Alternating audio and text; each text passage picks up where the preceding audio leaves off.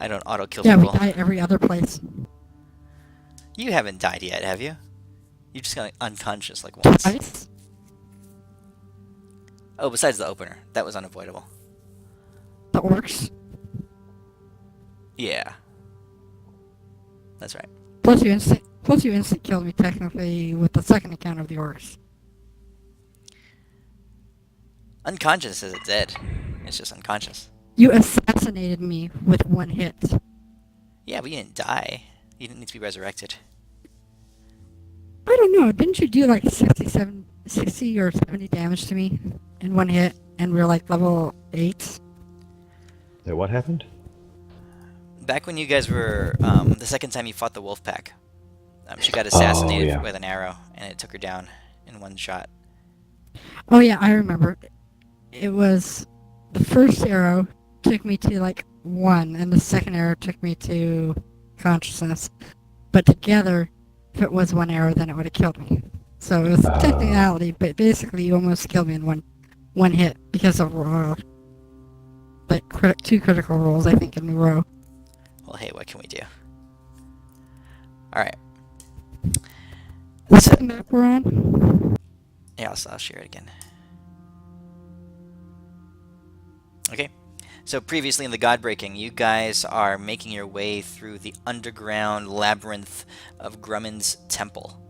Deep underneath the surface of Borthal, you find yourselves in a elaborate, very old, long vacated temple that houses a lot of mysteries and an ancient power that's been trapped away. It has been invaded by a force of orcs and goblins, and you guys made your way through the majority of them yesterday in an all-out battle in the kitchens. Right up here is where you guys are. You also managed to explore their chambers and the places that they were keeping their pets and creatures that they had found. And now, you guys have managed to make it through the night. Oh, you're trying to take a long rest, aren't you? Okay, we're gonna try this. Did we find anything in that room with all Well, that shit where I couldn't play anymore? Which room? Like those cells. Oh yeah, you guys found stuff. Okay, just wondering. What did you find? I do want to make some Is it by any chance that preparations. +5 shield and the belt Cloud Giant strength? Elwin found an item, a crystal ball. Elwin has it. Oh, okay. Now you want the belt of Storm Giant strength. Yeah, Storm is better. Oh, that's what I meant. Yeah. 29 strength. Well, I get probably the Storm Giant I'm one gonna next take it level. I'm first. guessing. I get the strength. Alright. So you guys are going to try to take a long rest. I do want to make some preparations first, though. Alright, what are you going to do? I want to make 2 glyphs of ice warding. Where am I gonna put this? Whoa! What you doing? Well, it's a 10-foot cube. Basically, one there, Okay. and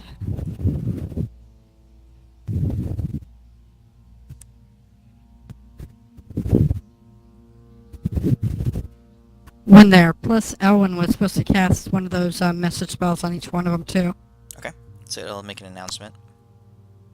Yeah, plus I was going to do a stone shape on the tables that are one of the tables that we have here to reinforce it. Okay. Okay, yeah. To kind of reinforce it with stone. Got it.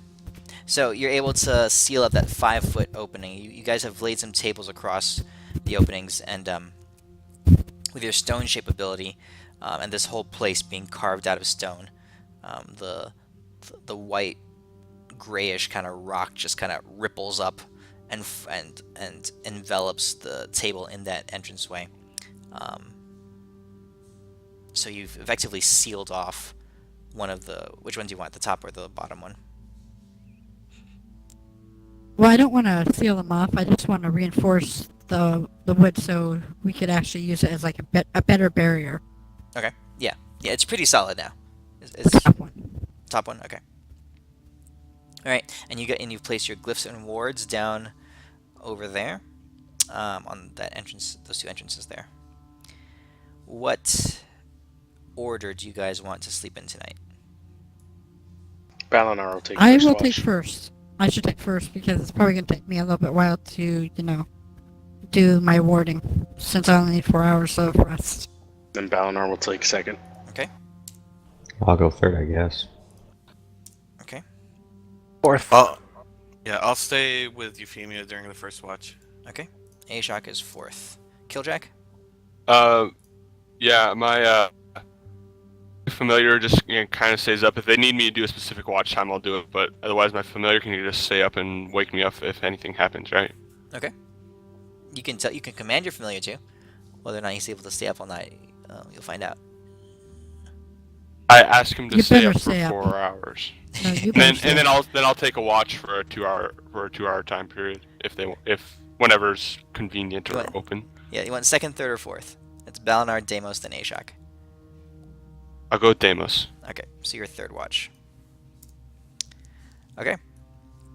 So you guys bunk down. You've managed to drag off the big pot full of human stew and toss it down in one of the hallways.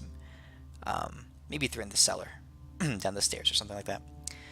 And you guys, Euphemia, you start reinforcing the area. Elwyn, you cast your message in accordance with her glyph spell, kind of like you did back in Westfane. That little combo spell that you guys figured out. And you all kind of hunker down for the night. Elwyn and Euphemia, you stay up, preparing the traps and manning your watch.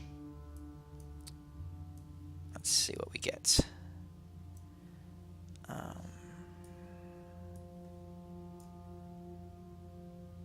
Okay. 2 hours goes by. You hear rustling, you hear sounds. For some reason, deep beneath the ground, it is not a quiet place.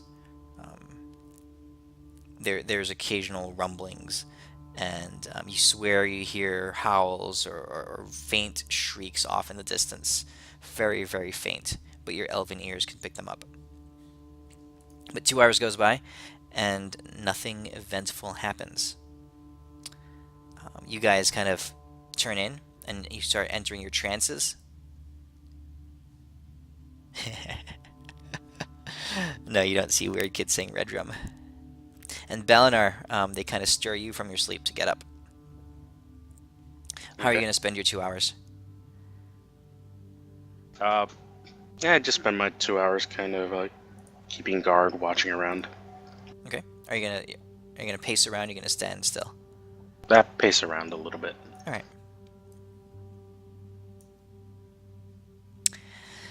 You spend some time sitting up, thinking to yourself. A lot of in solitude and the without having to talk to anybody as your companions around you are sleeping. You have some time for reflection and for some thought. You go over some of the events and the adventures that your group has been through. You remember when you first met, bursting through a door hired to take them out alongside Biffin, and all the places you've been since then, defending a Slod invasion of the city, heading off and going toe to toe with Shadow Dragon and pirate lords. And now you find yourself here, deep underground. It's been quite the journey.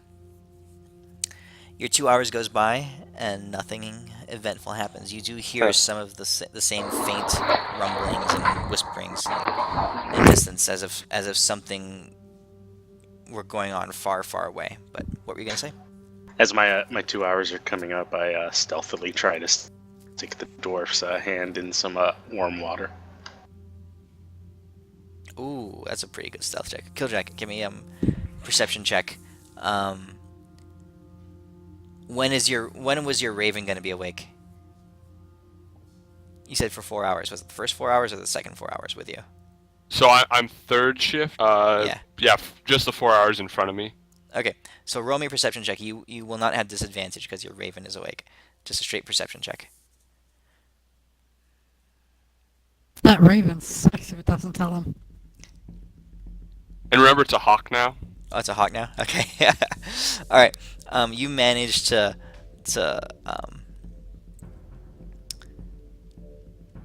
actually, yeah, that's fine. You managed, Balinar. Go ahead and describe what you do. Basically, I get that empty pot, fill it with some water, and kind of like really sneakily breathe a little fire into it just to warm it up, and then I put it next to him and dunk his hand in it. Okay. Question. Yeah. Since I'm just meditation, do I notice it? No. You're out of it in your trance.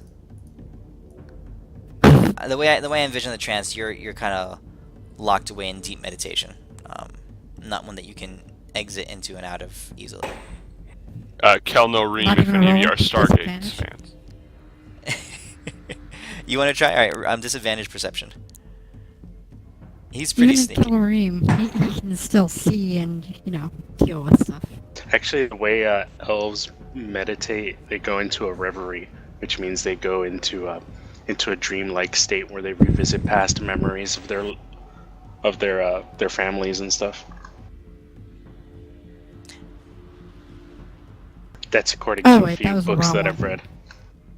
Yeah, that was persuasion. Need I perception. can't find it. Where the fuck there it is.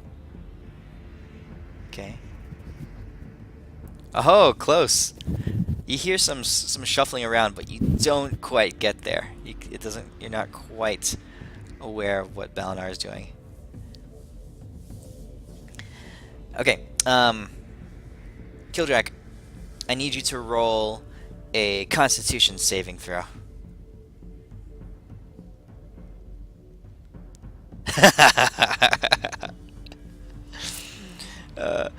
You have, when the shift changes over, you have a very clean hand. And that's all.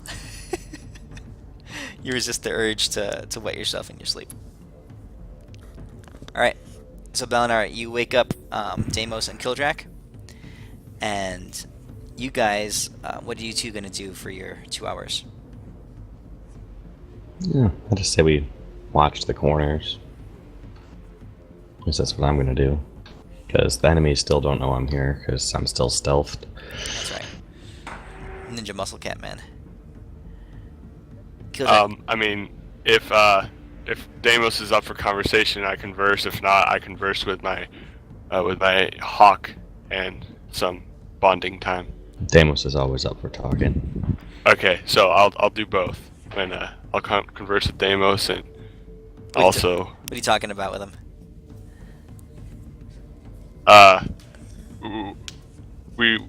I guess we're trying to formulate a plan of what to do with the dong, since that's been the prevalent theme while we sleep. What to do with the dong. That's true.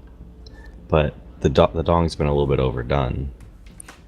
What if we, actually no, you can never underdo this dong. I say we stick the dong between, Elwyn and Balinar, make them double deem the dong. Double snuggle the dong. I'm down. Do they sleep Alright. that close to each other? Nope. Well, we're gonna roll them. You want to try to maneuver Balinar and Elwyn together so you Yeah. can fit the dong between them? Yeah, we're gonna like we know Balinar's probably the heaviest sleeper, so we're gonna shuffle him closer to Elwyn and just have the dong in the middle, like right next to Elwyn. But so they can make Elwyn a- has been asleep longer. Yeah, so that's true. That's true. But yeah, so we're gonna just try and make an Elwyn and Balinar cock sandwich. So are you Remember though, Elwyn is also in meditation, so he's not really sleeping down, or laying down, I should say. which way are you orienting the dong? Is it are you making like a bridge between them, or are you putting it up vertically like a body Actually- pillow? Actually, what about this? How is Elwyn sitting? Is he sitting up? Yeah, Meditating? probably like Indian style. Yes. Oh, want to stick the dong between his legs when he wakes up? It looks like he's got a big old dong. I'm down. I'd rather do that than as much as a cock sandwich sounds funny. I'd rather do that. All right. We carefully, stealthily stick the dong between Elwyn's legs. Okay, that's much less obtrusive than the rolling them around and making them snuggle it. So, who wants to make the roll? It's a Kildrak, you want to do it, and I'll guide you for it. Okay, so does that mean since he's helping me, advantage as well? No, you get you get an extra D4. Okay. Okay. So this will be a stealth check. Why do we have to both wear heavy armor? But what about this? Nope, that would not make sense. No, I just take that back. I'll just take my armor off for this prank. Okay. Okay. Yes. There you go. So you have to click advantage, and then click stealth because your heavy armor gives you disadvantage automatically. Yeah, but I take it off Okay. and attempt this. So click advantage. Did that? I'm rolling right now. And I power the power of Tempest through you. Roll a D4. Add that D4. Oh, that's pretty good. All right. Yeah, Elwyn. You're in your trance, and you're in a semi-conscious state as they start moving your legs around and maneuvering this huge vertical dong, and placing it between your legs. You can feel it, the heft of it, shoving between your thighs. I'm gonna pretend I don't notice, Uh huh. and while I'm pretending, I'm gonna cast animate objects on the dong, and I'm gonna start. I'm gonna make it go. I'm gonna make it go and tap Deimos and Kildrak on the face with the tip. Ah, shit. You've been outplayed. That's hilarious. We've been Okay. outplayed. Okay. Wait. So let me just double check the spell. Objects come to life at your command. You can choose 10 magical. Medium targets count as 2. Large objects count as 4. Okay. So it becomes a creature under your control. This would be a medium object. It's about the size of a person. So it has 40 hit points, AC 13. All right, I need you to roll me an attack roll. Or sorry, it's 2d20s. One against Kildrak and one against Deimos, and it's a +5 to hit. Shit.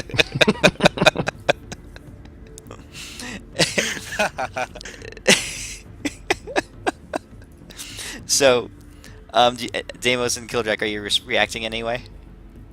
Deimos did not see this coming. Okay, so you guys try I mean, to if it's what? yeah, just shove it out of the way. Like, I'm too busy trying to be stealthy and, like, not laugh my ass off.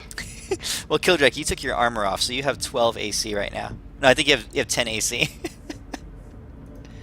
No, wait. What? You rolled 2 19s. What the hell? Yeah. No, you have 11 AC because of your ring. So, Kildrak, you're the one placing it. The tip of it it comes to life, and it flies out of your hand, and the dong comes like a battering ram, straight into your face. Tip first, of course. It makes solid contact. So Elwyn, the damage on this is roll I don't 2d6. want it to damage them. Well, so Kildrak, you take 10 points of bludgeoning damage to the face. You can go ahead and add it yourself. All right. You get shoved away. You go clattering back, and you slam against the wall. There is a large red indentation area right in your right cheek. And then the dong whips around, and Deimos it like cock slaps you across the side of your face. So you take 9 damage as you on your other side of your face, on your left side of your face, you have an elongated one that and it doesn't just slap you, it kind of hits you on the side of the face, and it wrapped around a little bit to snap the back of your neck too. So you got a long red stripe across the left side of your face that goes around to the back half of your head, and you go knocked over and you go clattering into the corner. Yeah. That's right. Okay. And then I'll just make it hover. I'm gonna go back to my trance and kind of make it hover around me for the duration of my spell Yeah. as a defender. Yeah, you Damn guy's got a defending pack around him. You go back into your trance, and this thing is hovering. It's like orbiting you, like like one of those like when Magneto animated those little metal balls to hover around him, to spin around him. Yeah. That's what it's doing. It's like orbiting you. This massive demon penis. Demos knows when he lost the prank war for the night. That was pretty good. He goes That was back pretty to good. watching. All right. So your guys' shift ends, and who's up next? I think Ashok, you're on for last shift. I will also up since I don't need any more rest, and I'll help. Okay. Yeah, I'll be, just laying around, but I'm out of my trance as well. Okay. How do you guys want to spend your time? Any I'm just conversation? gonna Anything you want to say? Focus on craft or something. I'm gonna be looking at the crystal ball. I'm kind of wondering if I'm gonna make the decision of attuning to it and no, not attuning to one of the things I'm attuning with. I'm still thinking about it. Okay. But you're not gonna actually try to attune I'm to it. going to. Because the dagger of, well, I'll talk to Euphemia about it and to Ashok, see what they think while we're resting. Or, yeah, the dagger of frost gives me 4 spells that I don't have to waste, my spell slots on or whatever. Mhm. The staff of the dragon is awesome, so I don't want to unattune from that one. And the other thing that I have on are the bracers of defense, which give me +2 bonus to AC. So that kind of sucks that I don't want to unattune to those either. The crystal ball, do you think it's worth it unattuning from one of those items You have to to attune attune to to a that crystal ball? Yeah. Let me see here. Why? Let me see here one I second. don't think here. so. I think that's just a regular one-use item. It's only once per day, right? That's And it's one spell. Requires attunement. It's got to be wrong. To cast the 'cause- scry. So okay, here that's kind of dumb because it's basically like a permanent spell scroll, and you don't need to attune to spell scrolls. I'm gonna remove the attunement requirement. It's kind of dumb that you have to do that. All it does, Okay, cool. all it does is cast a scrying spell. Best GM ever. Yeah. Yeah. Screw that. All right, cool. That solves that problem. Okay. Thanks. Well, if you ever do want to get rid of that ice dagger, I'll definitely take it. Depends what we find in this vault. I'm thinking we're gonna find some pretty cool stuff. Okay. All right. Let me just And I'm going to mess with my gem collection, by the way. Your what? My gem collection. Okay. I'm gonna sort them, organize them. Don't you mean Yeah. our gem collection? I have no idea what he's talking about since he's asleep. Deimos is dreaming about his gem collection. His friend's gem collection. Okay.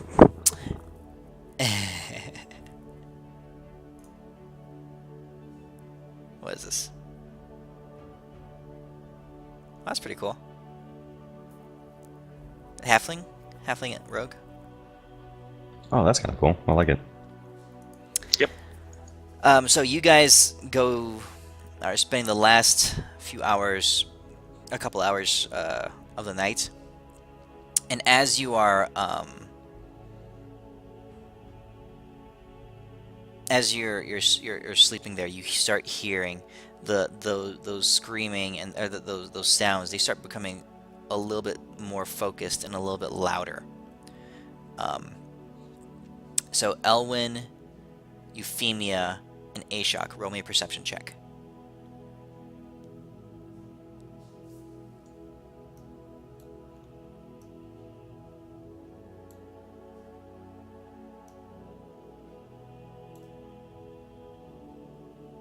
Oh, they're lousy rolls.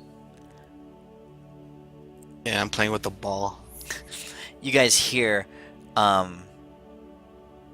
the sounds, the ambient sounds of the night begin to condense a little bit, and they're almost as if their voices saying something almost imperceptibly. They sound vaguely like words, like someone whispering.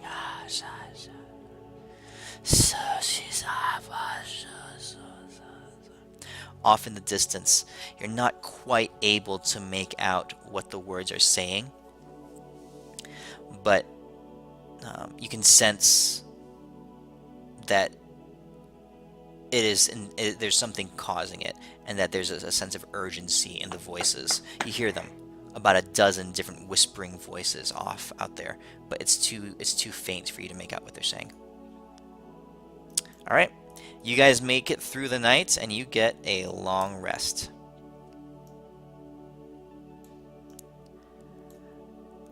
The time goes by, required amount of time goes by. You guys arouse from your sleep. What do you want to do? So the door with statues, I think that should be our first goal, because I think that's probably the treasury.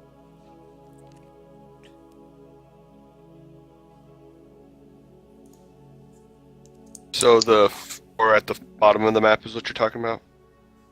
Yeah, the big door, that, the one that's in the main room, I think that's probably our last goal. Yeah, remember we checked that out at the end of last session, and there's no way we could open it without the key or whatever. We still have this door to investigate, which was locked. Yeah, I think we go Yeah, check out that we can one probably go to that first real quick. Because I feel like it's going to be a smaller encounter, and we just should get it out of the way real quick. Yeah, my point, though, is just that that's probably the area we should go. I don't Yeah, care which okay. one of those doors. I just don't think Yeah. we should go to that really, really big door until the end. Agreed. Or you can argue the point that right now, since we're all fresh and we have all our resources, we could go take care of the big encounter now. That's But I going when think we're a the little end bit. of this might end up us sealing this place completely. Ah, right. So Yeah. we probably have to run, and then we're not going to get anything out of this place. Okay. Yeah, sounds good. Balinar wants to investigate that door as those guys are talking. Okay, you guys head over in that direction. I follow the dragon. Balinar does not investigate the door. Okay. He just bangs his head against it.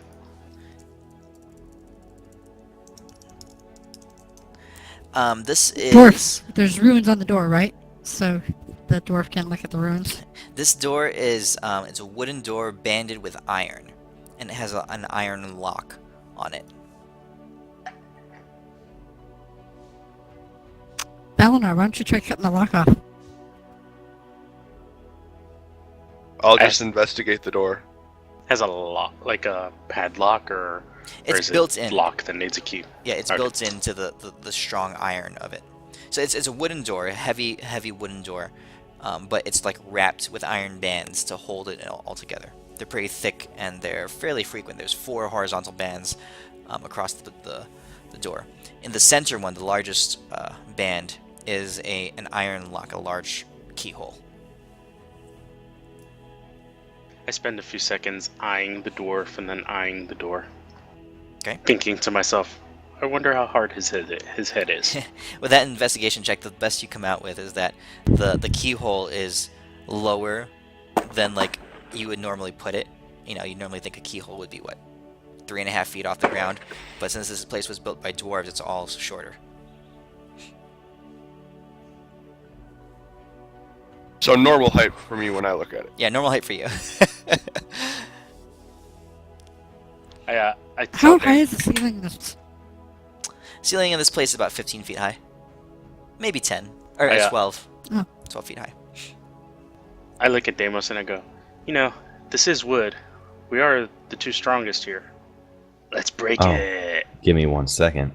Deimos completely agrees, and he actually talks during his nap to Tempest, Mhm. and he realizes he can not only enhance his health, his own strength, he can enhance a buddy's strength too. Yes, you can. So I'm gonna cast at level 3, and I'm gonna get both of our strengths up. All right. All right. So you guys have while you maintain concentration on that spell, you guys have advantage on strength checks. So you guys both going to try to shove through the door. Yep. All right. Are you kicking it? Or It's a strength check, or are you it'll be a straight strength check for both of you. I say we just ram into You're it. gonna ram it? Okay. Take- Give me athletics then. We take. Do we see, before I do this, Deimos knows that he fell into a pit of traps. He looks around Yeah, for traps. I'm gonna walk over here and watch him do it. Roll perception.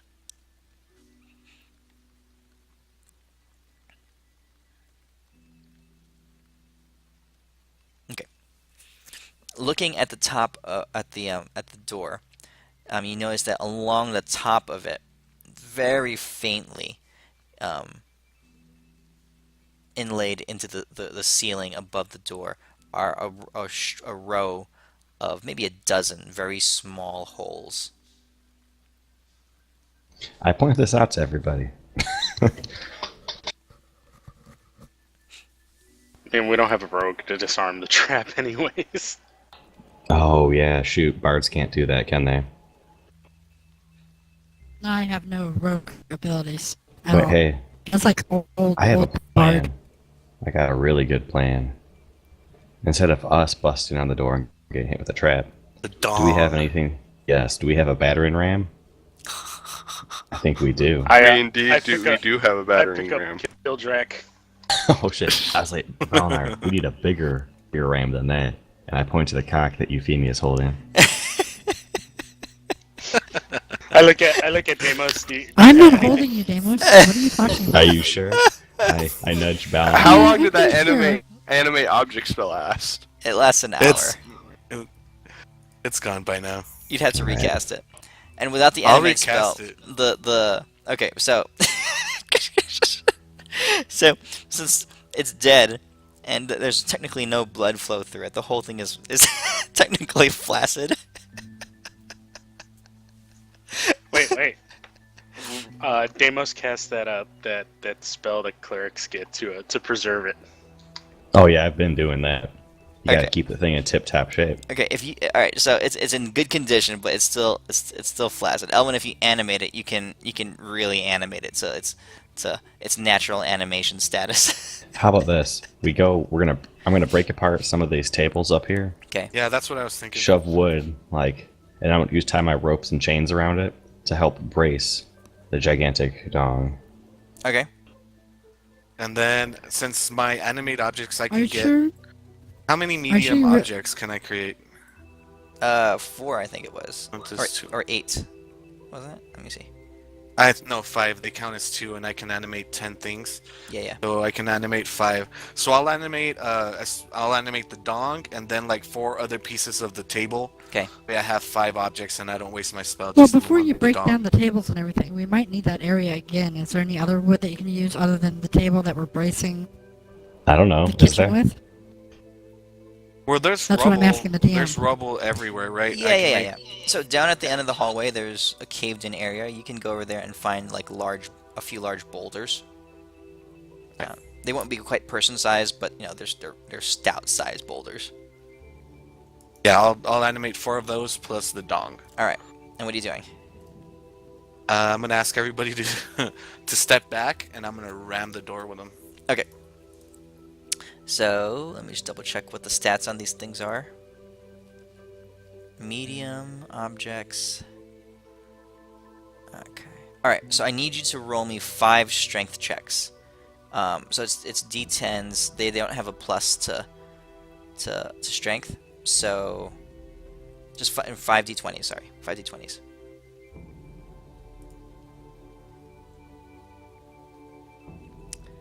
Yep, that's enough. Okay.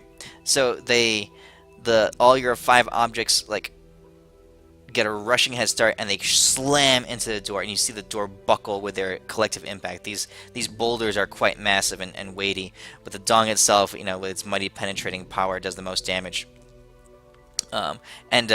Animated thus, it is indeed steely and rigid. They splinter the door and buckle it. No, unfortunately, it doesn't. And buckle it.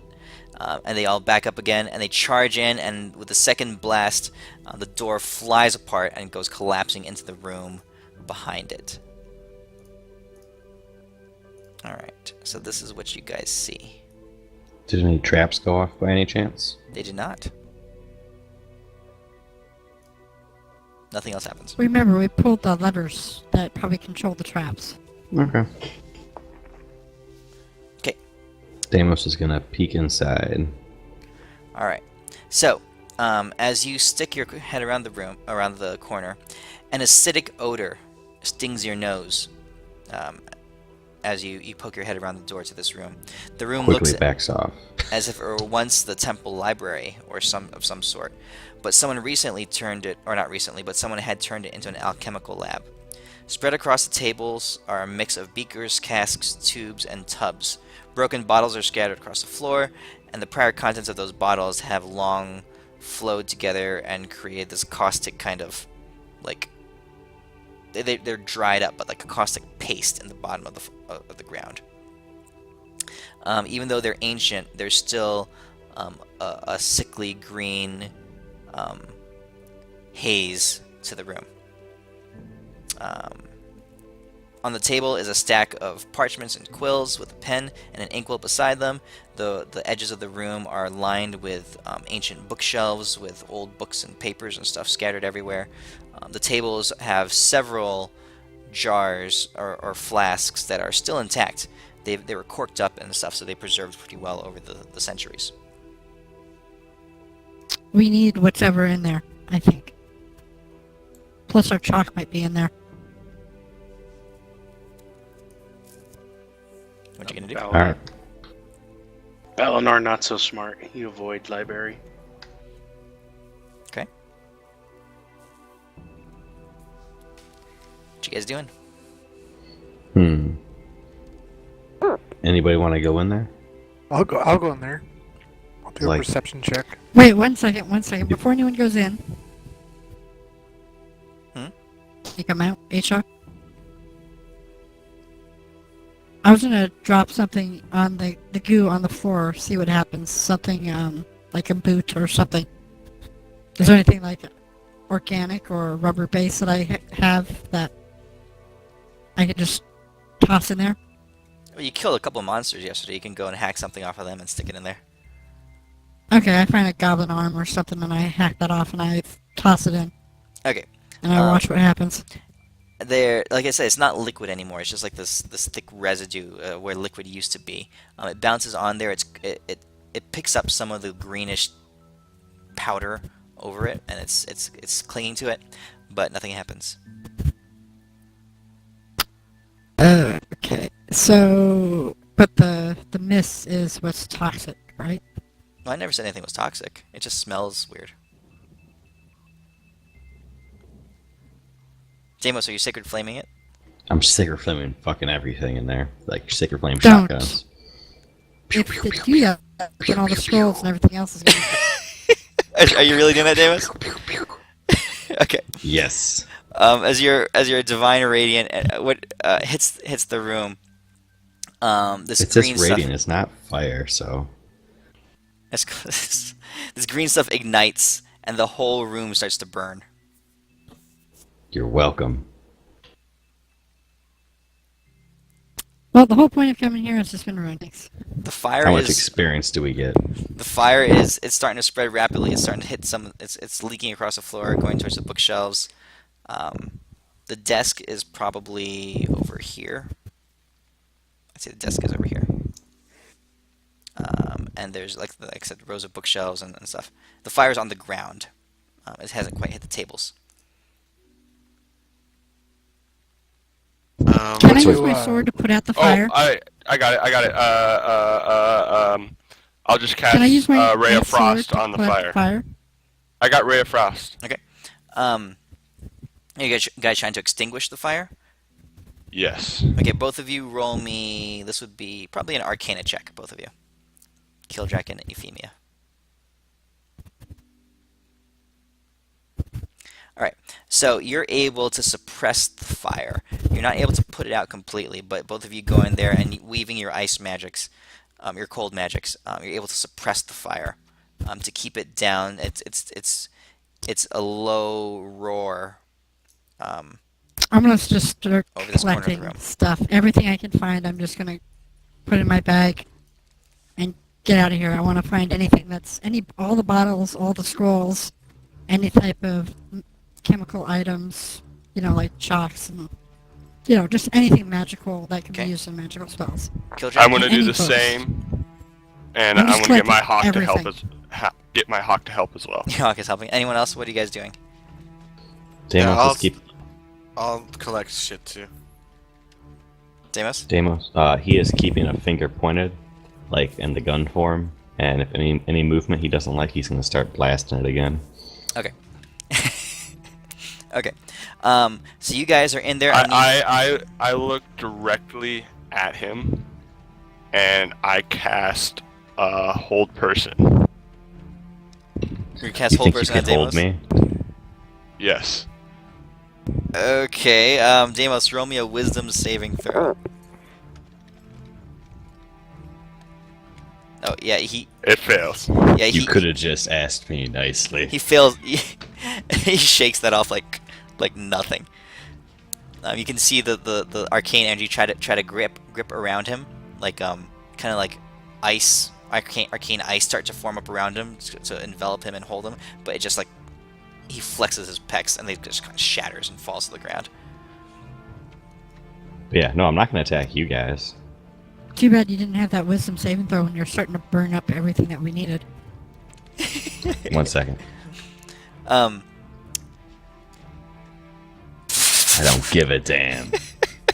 Yeah, that's a good one right there. All right.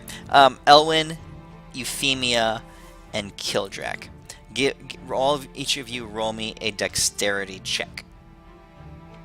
This is to see how much stuff you can get. Dexterity check. Can I roll on acrobatics? It's not acrobatics to pick stuff up. What if I was doing it very acrobatically? I was doing flips and I was No. grabbing stuff, jumping off the side of walls. Come on. Then it'd Dexterity. be both checks. Straight dexterity check.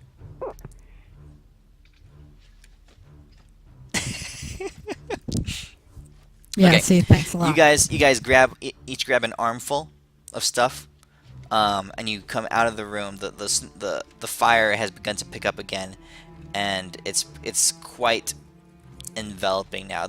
Actually what's happening is really smoke is starting to become what do you call it? Prohibitive. The fire spreads through the room, and you guys make it out with armfuls of stuff. And fortunately, the only wood and flammable stuff was inside that room, so there's nothing else to burn once that stuff is consumed. It takes some time, but it keeps burning, and it kind of fills this whole hallway with smoke. But after the initial flash of fire, in which the chemical residue was consumed, the wood is kind of what maintained the flame, and it eventually burns down.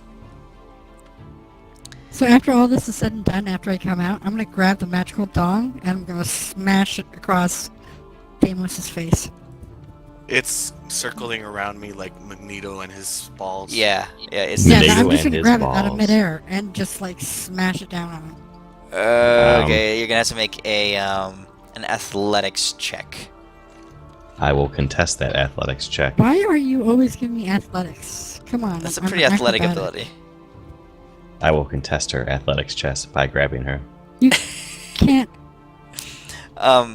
Between Deimos resisting the attack and Elwyn's influence over it, the thing is not wanting to really move. You're not able quite to grab it and bring it under your complete control. As you swing it, Deimos easily knocks it aside, and the thing just springs out of your arms because you had to use 2 arms to wrap it up. And it kind of flies back to Elwyn, and it keeps orbiting him. All right. So having done that, this is what you guys come away with. Let's see here. This whole time, I am just giving the nastiest stank eye to Deimos. All right. Deimos says, if radiant energy caught this room on fire, You can thank me later. So searching through everything, you guys got a bunch of rubble, and empty and flasks. Oh, and a couple flasks. You guys get 3 random flasks. Is there anything in the wooden chest, or did someone just grab a random wooden chest that was empty? It's a small chest, like a toy-sized chest. Yeah, but is there anything in it? Was the question. Hold on a second.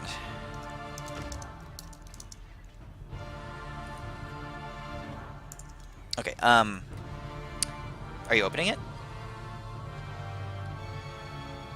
I'm going to identify all that stuff, including the chest, before I open it.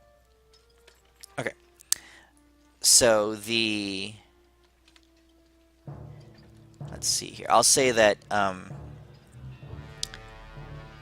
Elwyn, you grabbed the flasks and one of the scrolls. Kildrak, you grabbed the chest and the other scroll, and Euphemia, the stuff that you ended up with was kind of rubbish. You look at it and it doesn't seem to be anything valuable. Okay. Well, So- I asked them to give me the stuff so I can identify it.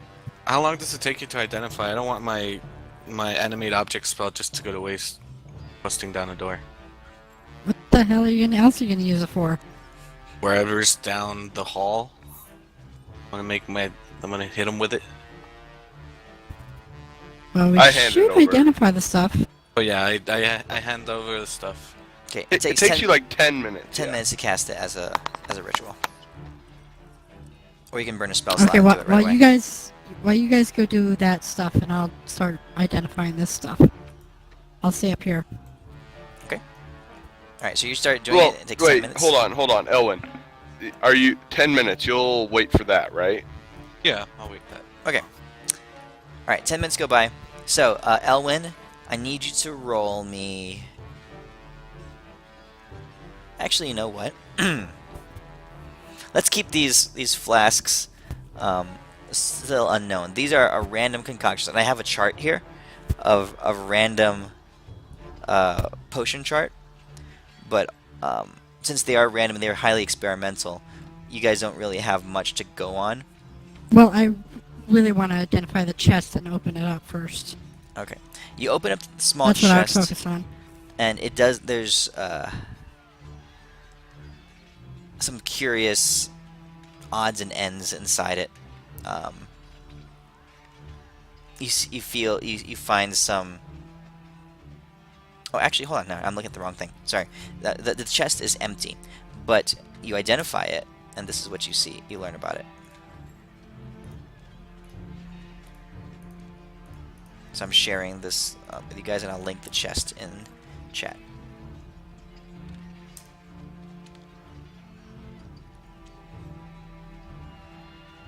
That is just weird.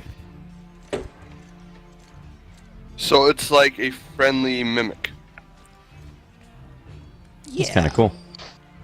Yeah.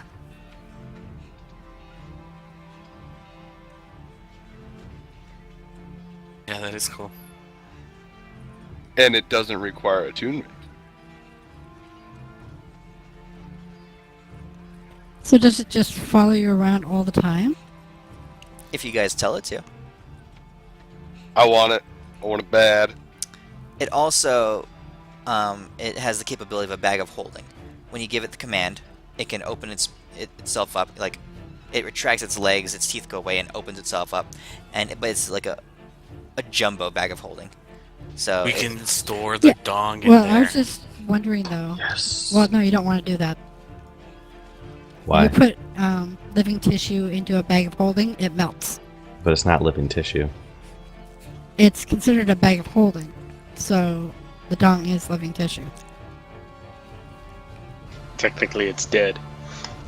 Well, And it's like the a point is demon's it's going to end one. up as goo. You can't put any type of thing in there that's considered tissue. So, like, if you put a steak in there, the steak is going to turn into goo. it'll rot away. It's not going to turn to goo right away. It'll rot as normal time. It's not a refrigerated bag. It's not a refrigerated area. If you found a way to preserve the tissue or some sort, so that it would like sit out in the open and be fine, it'll maintain. Go I was ahead, wondering Dan. though, what happens if someone like attacks it or destroys the wooden chest? In Turns back its into a figurine. yeah, in its summoned form, it'll turn back into a figurine. Okay. Well, I'll hand it to whoever wants it. So I this is a take Mondo it. storage. It can carry 2,000 pounds and 128 cubic space of material within it, which is like more than 4 times what a bag of holding can. How many Nice. times can we That's summon it? There's no limit. If it reverts out because of damage, though, you can't resummon it for 24 hours. And what happens to all I our still like stuff? my bag, so I'm happy with it. It pops out. Yeah, that's what I was afraid. So if you put a ton of stuff in there and someone attacks it, then wouldn't all of our stuff just be spread all over the place? You don't know. That's what I'm asking the GM. Yeah, it'll if it gets damaged down, it'll and it's basically its summoned form dies. All the stuff will just pour out onto the ground, and it'll turn back into a chest, and you'll have to reload it up 24 hours later. Yeah, What were that's the pretty scrolls? dangerous.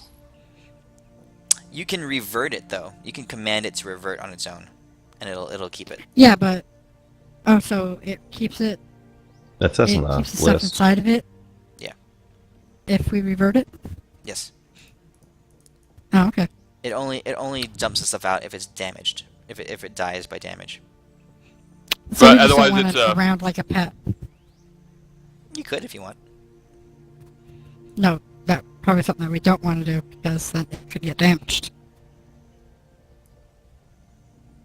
The scrolls are in there. You have a scroll of Bigby's Hand and a scroll of Delayed Blast Fireball.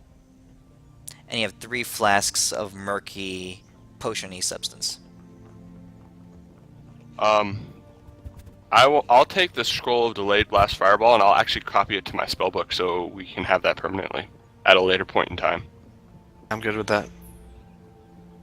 You can learn it when your wizard is capable of learning level 7 spells.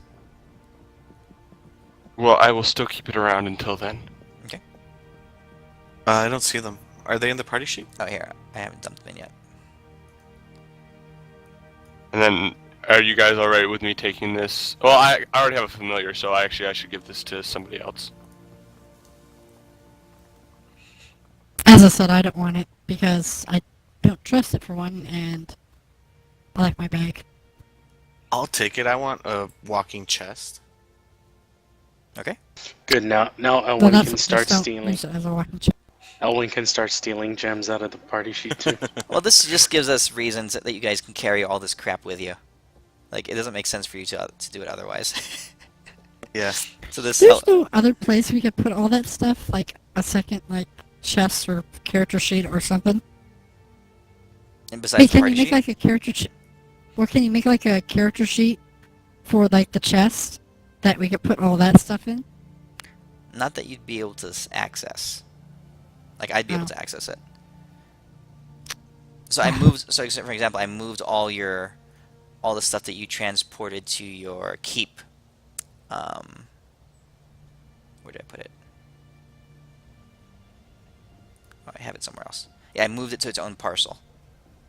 So Well, it's just I can it's load it up just later. whenever we get new stuff, it gets lost into that big ass list, and it's hard to find the new stuff.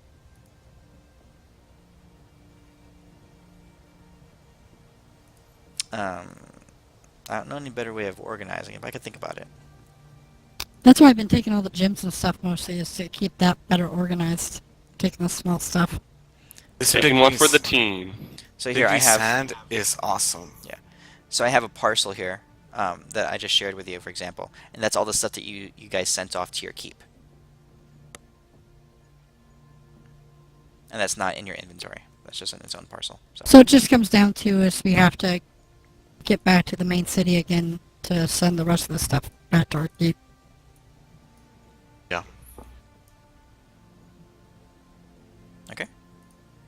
All right. You know what?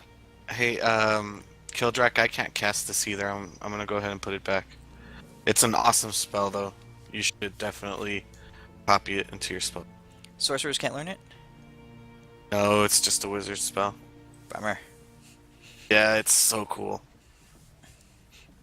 Wait, sorcerers don't use wizard. Well, don't use spellbooks though, don't they?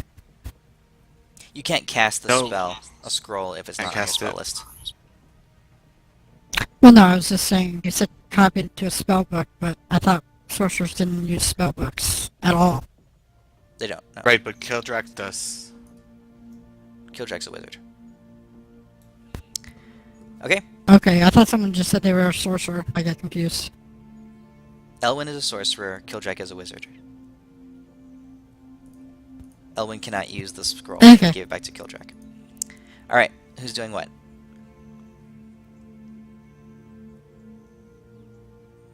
Well, I guess the next thing we have to do is look at those statues, which are becoming alive and try to kill us. Yeah, let's go down the stairs. Alright. I tell the dwarf, hey, you know about this shit. Come check it out. The stairs end at a long, wide hall with a high arched ceiling. The ceiling is painted deep black to resemble the night sky, with crystals set into the ceiling representing stars. The crystals catch the torchlight, causing them to glitter and shine. Every 10 feet, there's an alcove containing an 8-foot-tall statue of an armored and armed dwarf warrior cleric. Lying in a pool of blood in the middle of the hall are the corpses of 2 goblins. The pool of blood is dried up. It's been sitting there for a while. You figure at least a few days. It's maybe 2 or 3 days.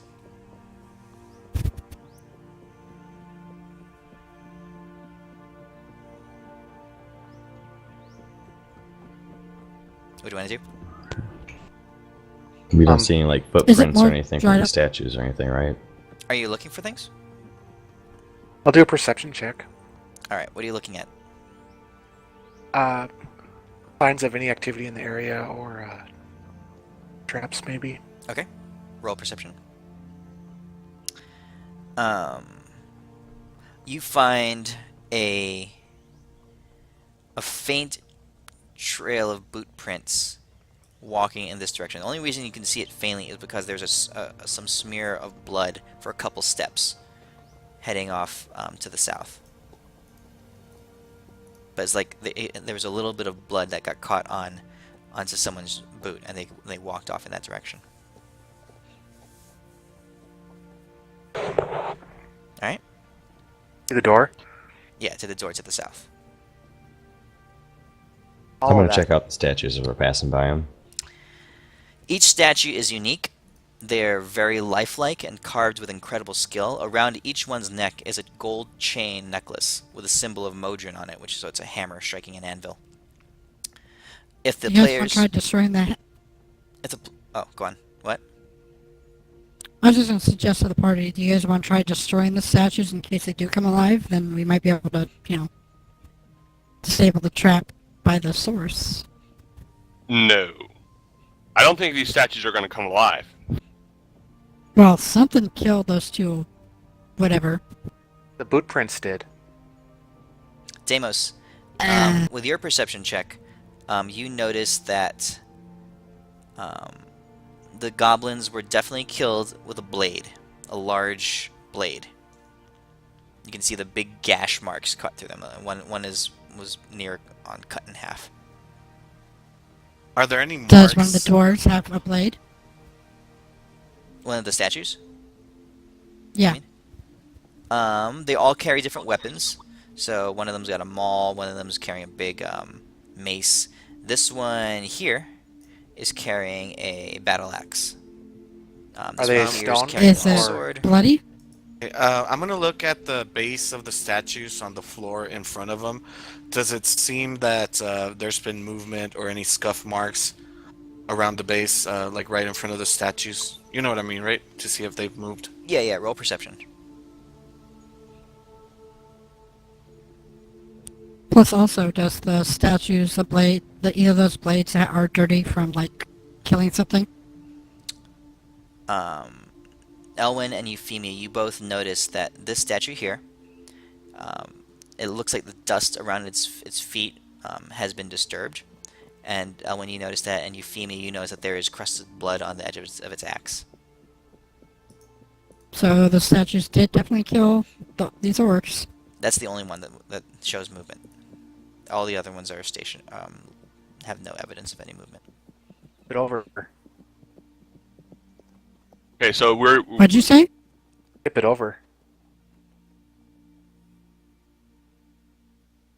You gonna tip it over? Go ahead. I'll tip it over. I'll try. Hold on. I'll have one of the rocks or the dong go over to fly behind it and then push it forward. Okay. So you do that. The rocks and the dong go behind that statue and move and start to push it. As they make contact with the statue seemingly comes to life. Its arms, its stone form animates, and it turns and it bashes the rocks and the dong out of its way. It like takes them in. It's fighting with them. It's pushing them off. Let's see here. I'm just gonna roll a couple attacks as it swings a couple times. And your animate objects. Let's see. Double check what their AC was. Yeah, both 13. of those hit.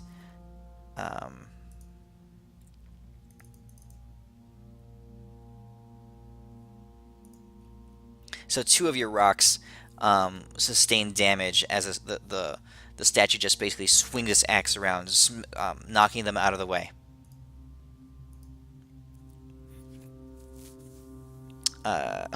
As the so the as a, are the rocks, are the things going to keep attacking, or are they going to stop? What are you going to do? I'm gonna have them pull away, see if the statue goes back to dormant. Okay. As they pull away, the statue stops, resumes its previous stance, and locks up again. Was it still stone when it came to life? Yes.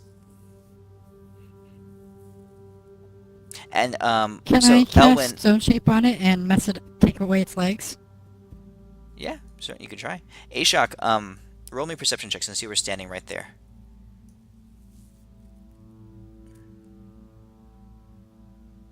As it was doing that, you noticed that the necklace around its neck like flared up with not bright light, but almost as if someone were shining a flashlight on it, just so it reflected light more readily than it did before. And then when it stops moving, it stopped doing that. Dexterity check to remove it. Yeah. Okay. Am I able to get off my Stone Shape first, though? Try that. Okay, so stone shape. What are you going to try to do? You're going to try to wrap its feet up in stone. I'm going to remove both of its legs. No, I'm just going to remove them. Kind of like I'm just taking away its legs. If I have to pull them inward to the statue, just to make it like prone or something. Okay. I imagine it, the feet of it just kind of melting upwards into itself, so it basically fall down.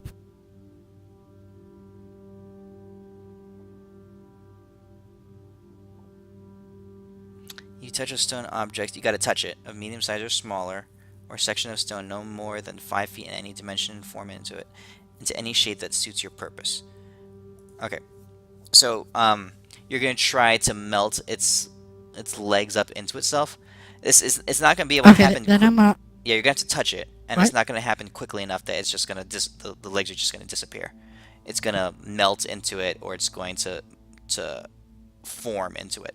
They're just gonna start to melt. Well, you got to go up and try it. Well, I'm just gonna run up then with my Before you sword do drawn. it, I'm gonna go into parry mode. I'm gonna try to hold her back, and let's think about this. Why don't we simply try to use Mage Hand and take the necklaces off? If that disactivates. You do know that Mage Hand can't touch magical items, right? You can't? I did not know that. My Mage Hand can. Can Maybe I- yours can't. I don't think Mage Hand can manipulate anything that's considered magical. Dong Can't- isn't magical. Can't attack, activate, or carry. Oh, it can't attack. It can't activate magic items, and it can't carry more than 10 pounds. It can touch them. It just can't It can't activate them. activate. Oh, okay. So yeah, try Mage Hand then. Yeah, I'll try that. I'll try the Mage Hand before. I still have Ashok- my sword up. Okay. Before Ashok touches the statue, All right. I'm just gonna grab the pendant and try to pull it or take it off the statue. Okay.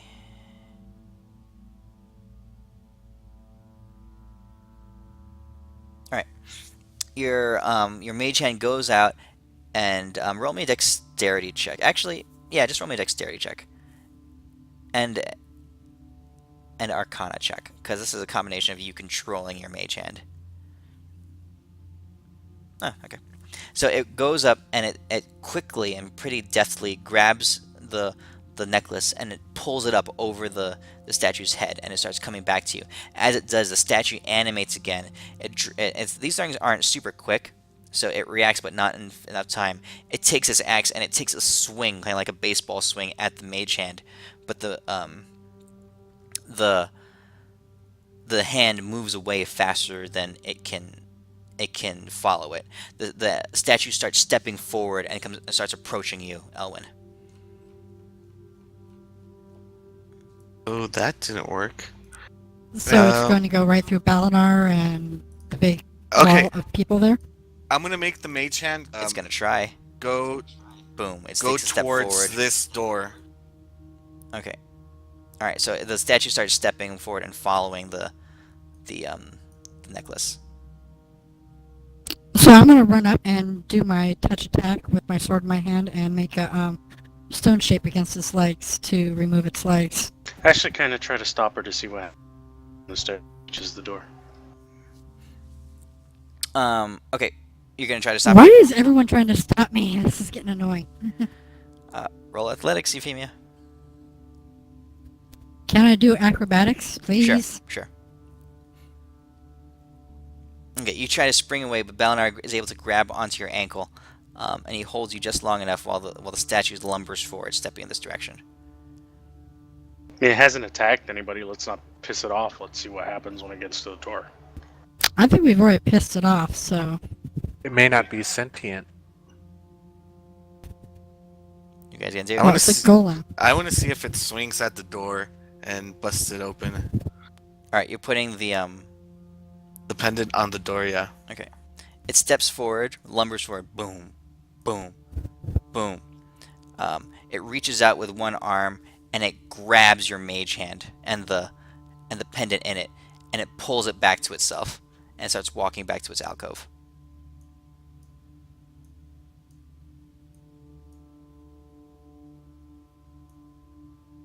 And it steps back into its alcove, holding the pendant. It's not dexterous enough to put it back on to wear it. But it's just holding it. Yeah, it's holding the chain, and the pendant is like hanging outside of its hand. All these giants guys, I mean, all these stone things have pendants on them. Yeah. Don't touch the pendants. Yeah, do we see any markings on the door that resemble any pendant type of thing? You do not. It's just Is the door locked or open? You haven't have we tried tried? anything. Balinar says screw it and tries the door. The door swings open. I turn around and I do the Nelson laugh. Cowards! Ha ha!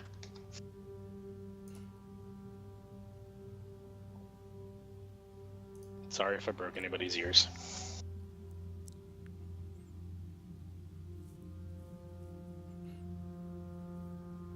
Okay. I'm using my sword's fire as light, by the way, in case it's dark. This place is pretty. The torches are lit, actually. Okay. All right. So you walk through and you check out the next room. Is that statue going to stay there, or does it revert back to being a statue? It's a statue. Okay. I perception check this door. 1 second. Let me finish revealing this. This is a large map, so it takes Fantasy Grounds just a split second to process every map reveal that I do. Yep. Are these little stone beds all Skyrim-like? I never played that far into Those look Skyrim. like anvils. This room is significantly colder than the room you just left. You feel an icy chill run down your spine, and you get the uncomfortable sense that you're not alone. The room you're in is a long, low chamber, no wider than a corridor, with alcoves on the north and south walls every 10 feet. Each of the alcoves contains a dwarven-sized sarcophagus shaped like an anvil. Statues of Modron stand at the far ends of each hall, and the statues differ from the others that you've seen in the temple. Their hands are made of steel, and their hair is carved to resemble fire.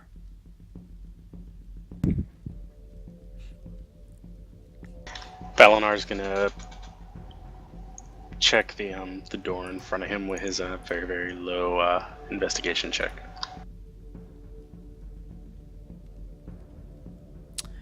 I'm looking for any traps, any signs that there might be traps. You don't see any evidence of traps around it. You do, looking at the dust patterns on the floor, though, this door has been opened fairly recently. It's been disturbed, basically. There's like scrape marks on the floor where the door was opened a little bit, enough for a person to get through. On the handle, there's the markings of where a hand grabbed it. With that shit.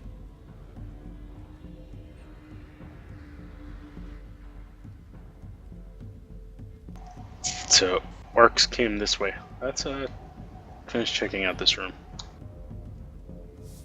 What you gonna do? Do Balin. I sense anything down in this direction? It's a.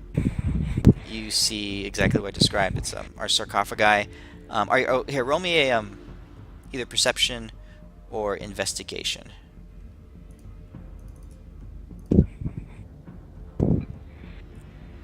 Okay. Euphemia, you too, since you're off looking.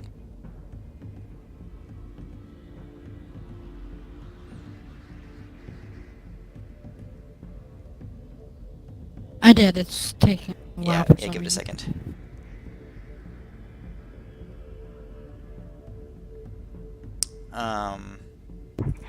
What you notice? Sure, roll it again.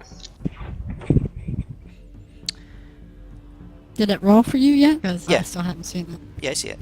You got a 12. A 3 What'd I plus get? 9. Oh. A 3 plus a 9. Okay, so what's obvious to you is that the first alcoves are so you get basically a closer look. The anvils are stone sarcophagi. They look like they're coffins, basically. The alcoves near you, so where Euphemia and Balinar you're looking at, are carefully carved with sharp lines and good angles cut into the stone. But as you get further away from the main entrance, they look like they were either carved with less skill, or maybe in haste. Basically, the further back you get, the quality declines in either direction. The quality of the carvings decline. Is it possible to open this one over here? Sure. You gonna try to? Sure. Alright. You are easily able to lift, you get your fingers underneath the stone cover, and you lift it up, and you push it aside, and inside you see a dwarf skeleton. There's still bits of desiccated skin clinging to it, but it's mostly skeleton. It's wearing ceremonial armor, and it's just lying there. Does the armor... It's just like show armor, or is it anything of interest? You're gonna take the time to investigate it? Yeah, sure. Looking at it, this particular set of armor does look like it has some potential of being useful. But from where you're at right now, you can't really tell much more than that. You'd have to actually take it out and spend some time with it. It's not metal armor, by the way. It's kind of like chainmail. It's not plate, basically. It's like chainmail.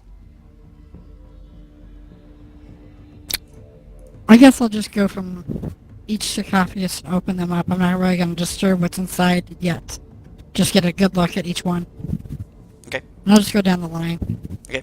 As you continue doing so, you see dwarves in various states. The first ones are relatively plain in the entrance. So the ones in the first two alcoves here and the other two alcoves here, they're relatively plain, meaning they're so your dwarf, all he had was that set of chainmail on him. There wasn't much else. The ones in the middle rows, they look like they died in kind of like in horrific or ways. That a couple of them are missing body parts. One doesn't have an arm. Another one had a huge chunk carved out of its skull. The ones in the back rows show no violent injuries at all, or any discernible cause of death. They're just like peacefully serene there. Those are the ones that actually have more items with them, though. The first one that you opened it looks like it had chainmail on it, but it seemed pretty simple. The ones on the end seem to be actually full on dressed and garbed.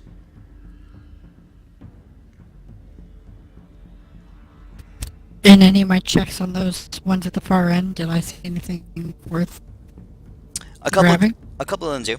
A couple of them look like they are items of interest. No traps or anything? You have not encountered anything.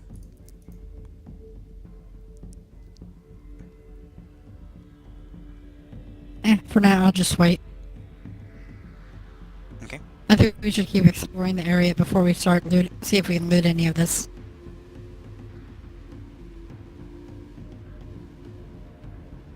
If anyone's on talk or... Anyone else want to do anything? No, I say we should keep going. Okay.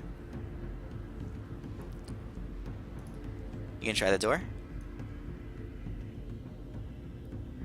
Sure. Do we still have those animated objects? Yeah. You've got probably 15 minutes left on it.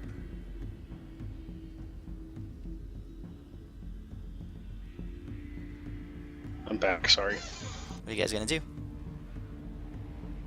Go through the door.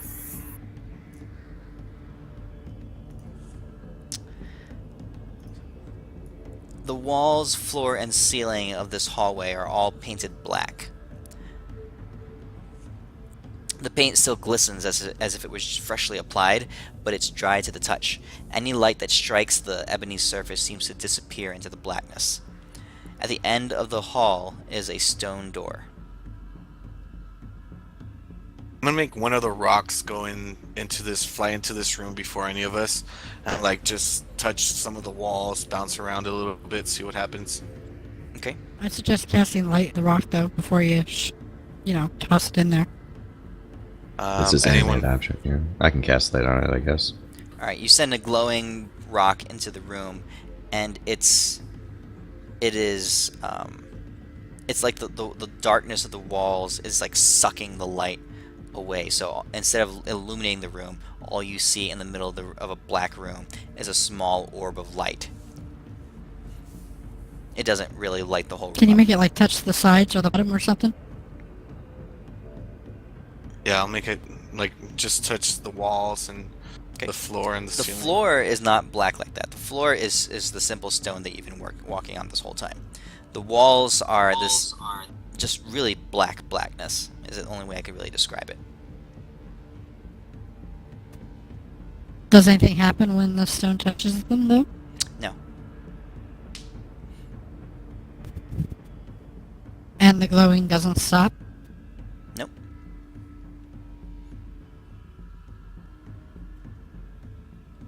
I guess it's safe to go in there then. I'll step into the room. Okay. Start walking towards the other door. Let me know if I should stop. As you're walking down, that whispering that you heard the night before, that those sounds and those haunting sounds, you can hear it at the edge of your consciousness again, in this room. I'm gonna start playing counter charm. Okay. As you guys enter the room, what was indiscernible the night before becomes voices, and you hear these whispers floating through the air. They're whispering, hushing, and you can hear a couple of words formulate. You hear, "Hurry, hurry, hurry, hurry, hurry, hurry. There is little time, time, time."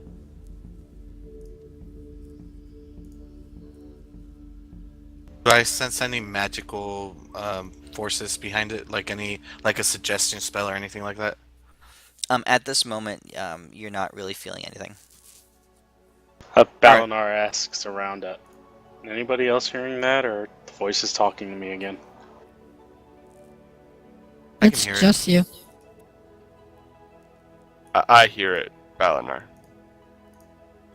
Are these doors open, or are they locked? You gonna try? I'm gonna try. Okay. As you reach those doors, Balinar, you definitely hear those voices. I was inciting the drow.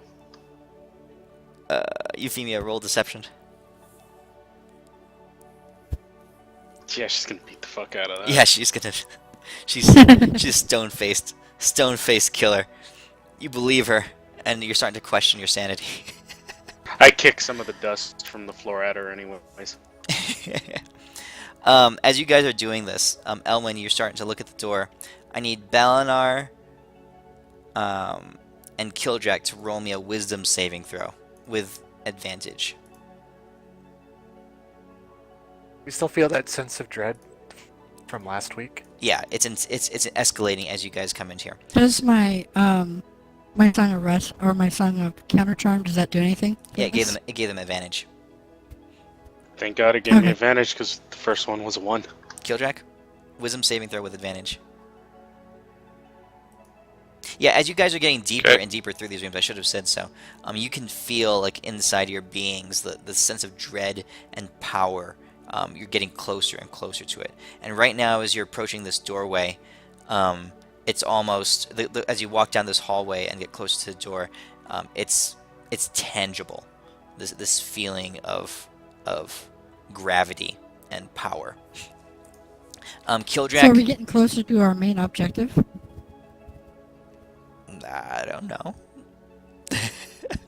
Killjack, as Balinar and Euphemia are talking, you suddenly feel within you an irresistible urge to run towards the doors and to burst through them.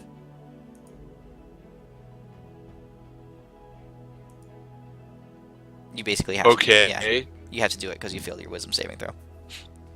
Okay. Balinar noticing that he's trying to run through the door, can he try to stop him? Roll me dex. You were talking to Euphemia. Roll me a dexterity check to see if you can react quickly enough. No.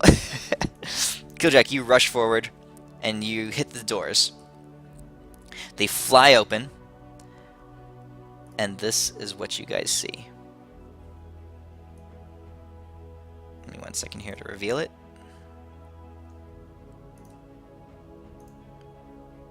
Okay. Let me also go over here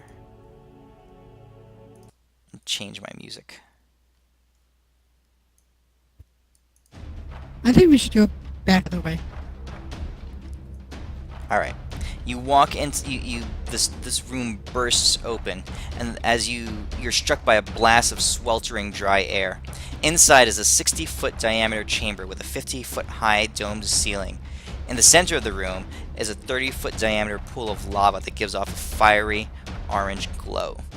The floor around the pool is covered with bones. 1 second.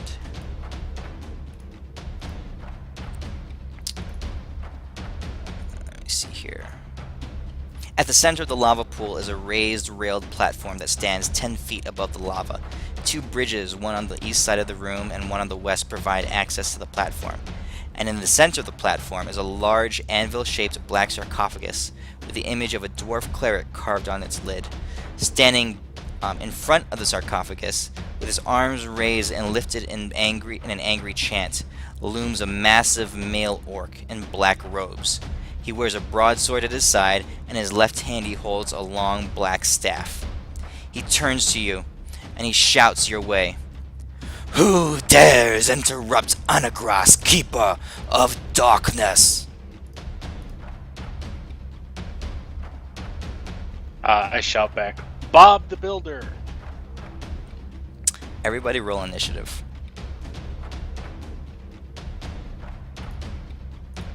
As you guys see that, Anagras turns and he raises his black staff in the air and he brings it down with a slam against the floor. The impact rings like the tolling of a bell, and a wave of black energy sweeps out from his position. As the ringing fades and the black energy dissipates, you hear a rattling noise.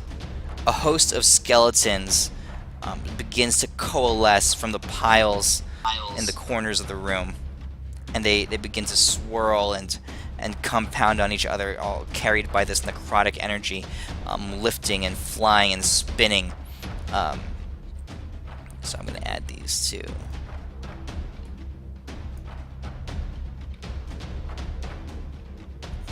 table here. So this is what they look like.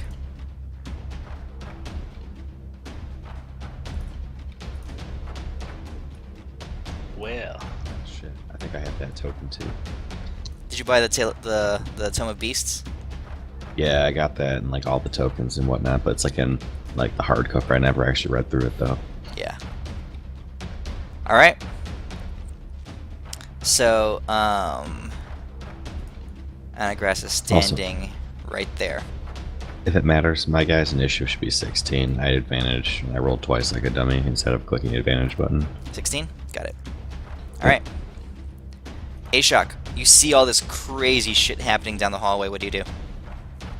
I want to cast a spike growth on corpse mound number 1. All right.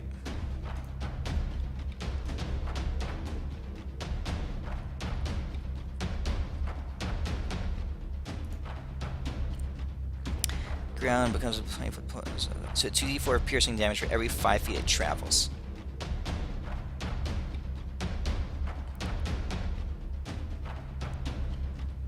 Okay. So where are you putting it? The center of it. In the center of the corpse mound? Yeah. But it kind of extends everywhere, right? 20-foot radius? It's a 20-foot radius. Okay, so 20-foot radius is kind of like that. Actually, it's a little bit smaller. Shit. Oh, is it 20 foot? Is that what? Yeah, that's Yeah, 20 maybe I foot can radius. get both of them. Try That's to get 20 it in. foot radius. Where do you want to put it? You get. Try to get the orc and the corpse mound. All right. Is that going to affect us? well, don't block Only the if- way for the melee people. Only if you Yeah, walk you're in basically it. well, yeah, you're basically blocking off half the map for us. So I would not place it. Well, that's too Can I late. move the circle? Where do you want I to want put to it? move the circle. Where? Well, do not put it on the orc, at least, because that's where I'm going. Put it like up here? How do I do this circle thing? Hold control and drag with both mouse buttons. Wow, that's a stupid macro. I just pulled a picture of a big dong.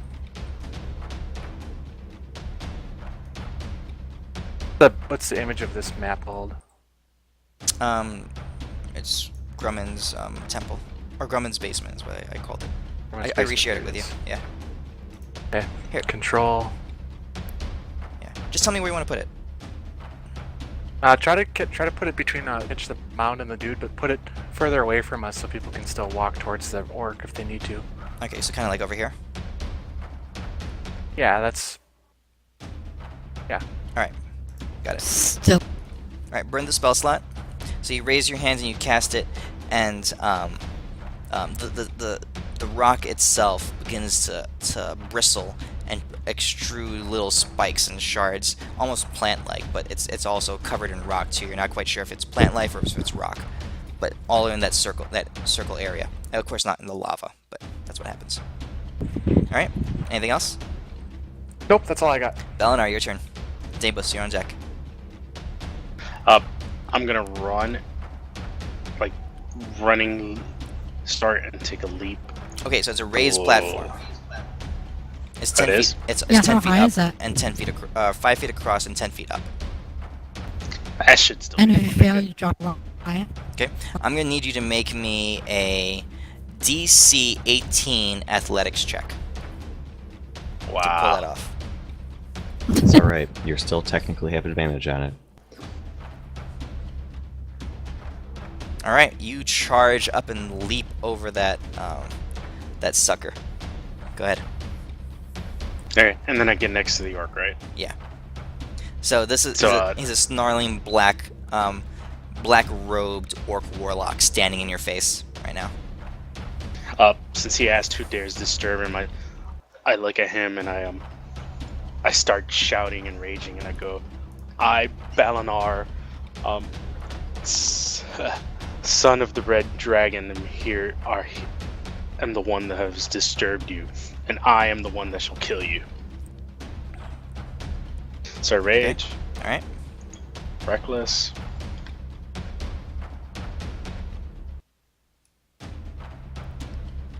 All right, that one misses.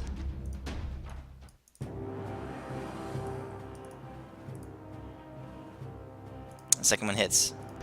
Menacing on the second one, Okay. and screw it, going all out action surge. Okay.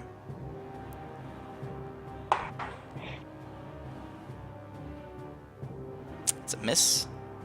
Second one At least I'm hits. getting those low rolls out of the way. Yeah. Forgot to do that. All right, so he succeeds the wisdom save. One more menacing. All right, roll one more time. Okay, he succeeds on that one too. And that's my turn. Okay, so he's gonna turn and snarl to you as you cut into him twice, but he's able to parry two of your other strikes and says, "I am not impressed, dragon shitborn." Okay, Deimos, your turn. Deimos, thinking he can hear what he said, runs up, still stealthily, and screams out, still stealthily, "Nobody talks like that about my buddy." And then, mid-charge, I am going to cast Hold Person onto him. Okay. He's a person, right? Yeah. All right, so he that son definitely of a succeeds bitch. that shit. So that, I don't really have enough movement for the jumping, but I'm Okay. going to kind of charge over this way with the rest of my movement. And as Okay. my bonus action, unfortunately, I'm gonna drop the advantage strength because it was almost out. Okay. But I'm gonna put on myself the Shield of Faith, and it'll be my turn. Okay. And I'll get rid of Anagrass those spells. is going to shout out into the darkness. He says, "Ah, adventurers! I can see that you envy me, the perfection that is the orc form. Come, come, I will give you a taste of perfection."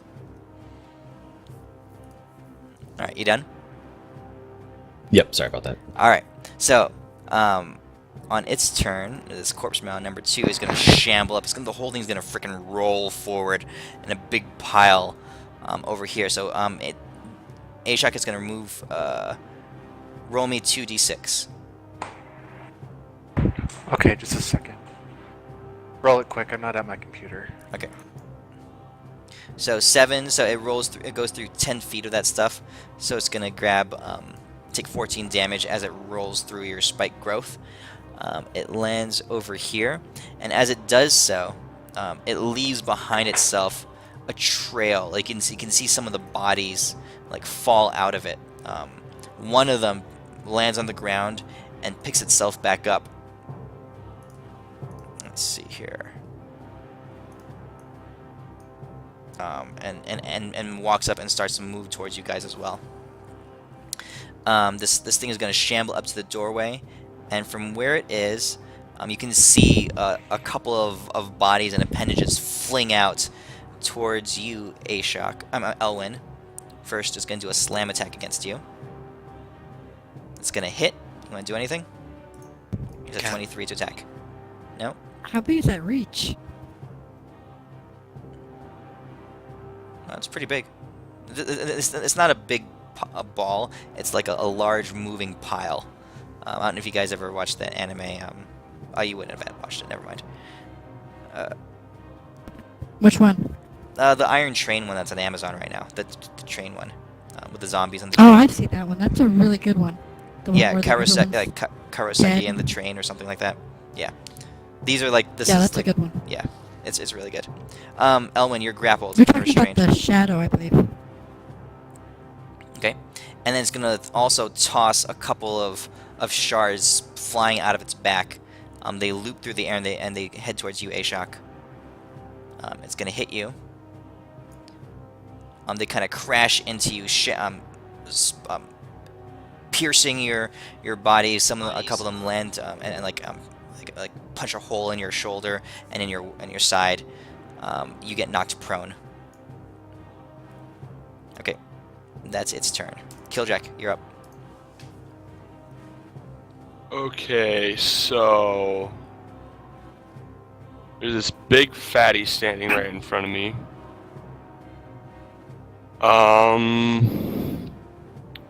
Quick question: a lightning bolt, would it hit the corpse mound and Onagros without hitting Balinar? Yeah, you'd have to aim it up slightly, but if you pointed it in like a line, kind of like that, you could get him. Okay. Speaking of which, I need a roll for that to see how many charges I actually have. Okay, go ahead and roll that. It's a D6, I think.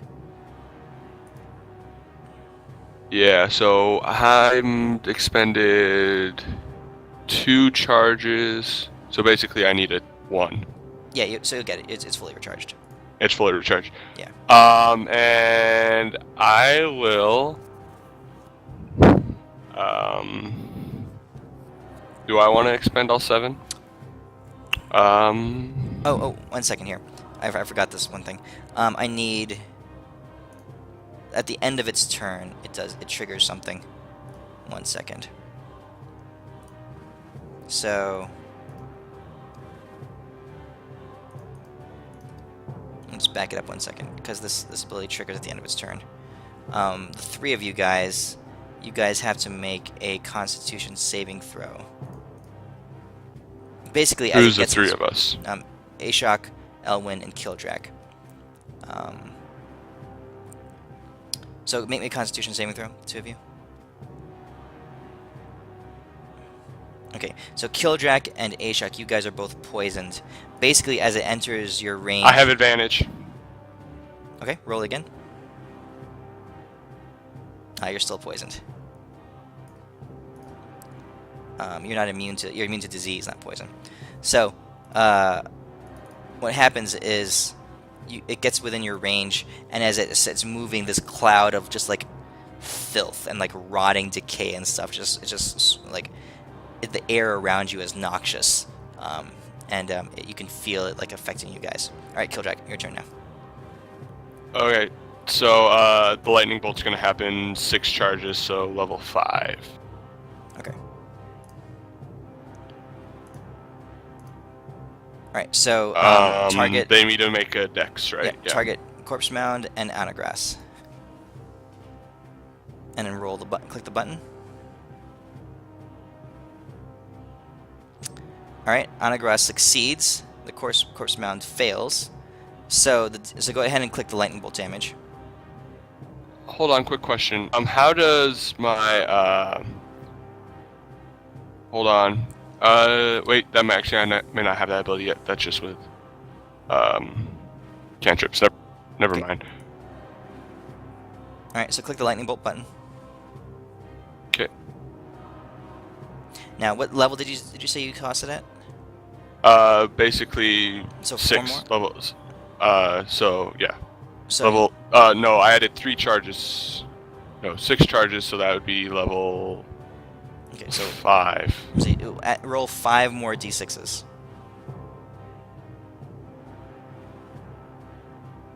That is some good damage, though. Okay, so 17 more to the corpse mound. 66, 73, and 8 to Onagros. Alright. So you hold up your lightning wand, and you blow most of its charges, and a peeling blast of lightning energy goes flying out through the air, cauterizing and searing. You can see this wave of corpses in front of you, kind of like it blasts through the center. Chunks of flesh and skeleton are flying everywhere, and you see a visible hole through the center of it. And through that, you can see Anagras on the other side, kind of like sidestepping out of the way at the last second. But the electricity still courses a little bit through, catches him a little bit, and then the hole collapses and it closes up as the corpses come back around. Any of this damage, does it let me go, or am I still restrained? No, Kildrak, we did it right. You burned 6 charges, right? Yeah. Yeah. So it starts out as level 3 and it goes up to level 8. Yeah, we did it right. Okay. Okay. I thought so, but then I just thought about it for a second. And All right, thought for a Ellen, second. what'd you say? That if all that damage that Kildrak just did to it, am I still restrained? You or, are. You're still grappled and I am? restrained. Yeah. You can choose to use your action to try to break it, or you can try to do something else. Up to you. I'm gonna have to. I don't want it to. I actually have a bonus action real quick. All right. After I do that, I look Anagras straight in the eye, and I take a vow of enmity against him. Okay. Cool. So go ahead and burn that your channel divinity for that. All right, Elwin, go on. I'm gonna Misty Step over here. Okay, it's your bonus action. Yep. You bamf across That the way. room. You're now standing in Elwin in Ishak's spike growth. Oh shit! I forgot about that. You can go somewhere else if you want. Okay. Right at the edge of it. There I you don't go. want to be in it. Okay. And that's my bonus action. For my action, I will just firebolt. I'm gonna twin. Yes, 2 sorcery points. Twin firebolt. I guess I'm gonna have to wait until next turn for.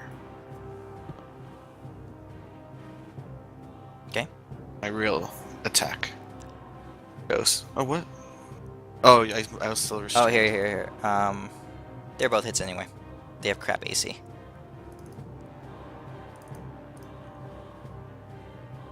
All right.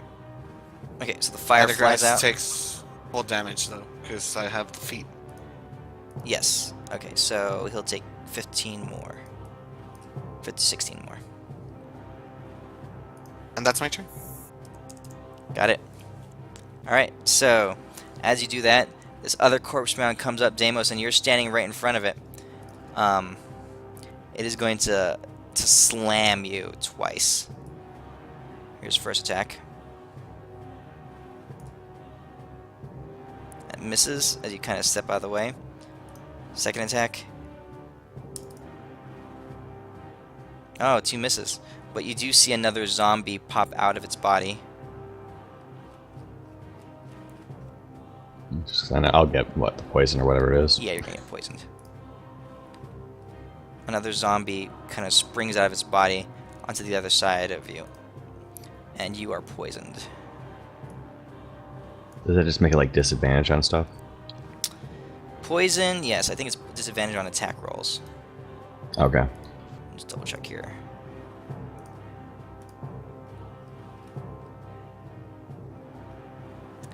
Disadvantage on attack rolls and ability checks. Oh shit. Okay. Alright. So that's its turn. Euphemia, you're up. So how high is the door? The ceiling door, stuff like that. The door opened inward. So, it's fully open. Yeah, I'm just wondering how high it is, though. It's pretty tall, about 10 feet tall. Not how open. 10 feet tall. And how high is the corpse mound? 10 feet wide. The corpse mound is very large. It's at least 10 or 15 feet tall. Well, I wanted to use my drow wings to fly up to the platform to where Anagras is. Is there a way I can get there without getting near the corpse mounds?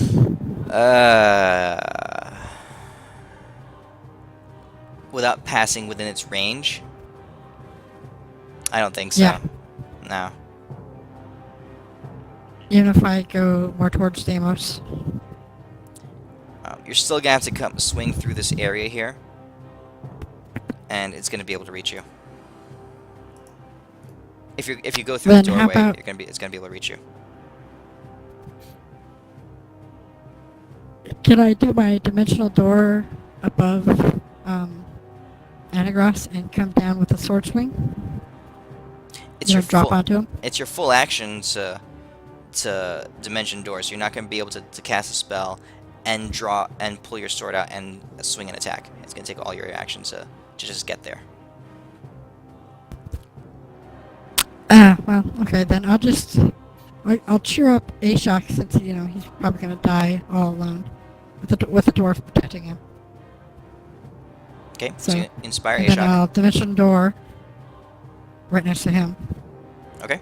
And I come out with my sword in hand All right, sounds good. as I walk through my black portal. So, that's 4, and I'm done. All right.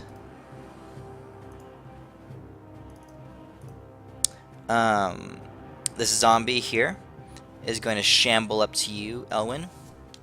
Yeah. And it's going to swing at you.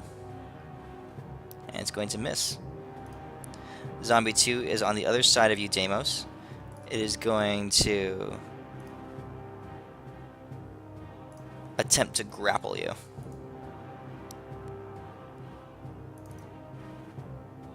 All right. You kind of knock it aside. All right, Anagras's turn. Oh man, what do I want to do?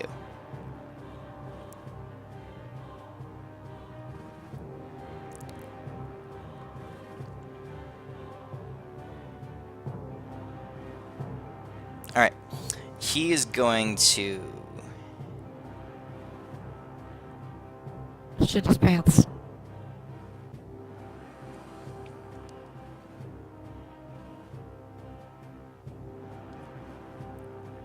Just double check these spells. He has a It's level. not a good, He's a level 15 warlock. not a good sign when the DM says, "Let me double check the spells." Okay. Oh, which one do I want to do? Which one would I want to do? Shit. Okay. He's gonna reach out and. Am I going to attack him? Do you get to attack him? I see Yeah, cast a if he's spell. you casting get a to. spell, Yes. I get to attack him with advantage. Yes. 1, So is he 2, casting? 3, 4. I'm just doing the math on this. 10 feet on a side. Okay, he raises his hands up in the air, and he cracks it, and he forms fists, his hand into fists, and you can hear the knuckles cracking, and he snarls, and he's gonna like shout in your general direction. Wait, where did my little token thing go? Oh crap! Sorry, this is a lot of stuff to manage. I'm usually pretty good about this stuff too. Alright, he's gonna shout out to you guys. Bow before the power of Orcus, and perhaps I shall grant you the boon of a swift death. And he's gonna cast a spell. Alright? And I attack. You go ahead and attack him. I'm going to aim for his hands.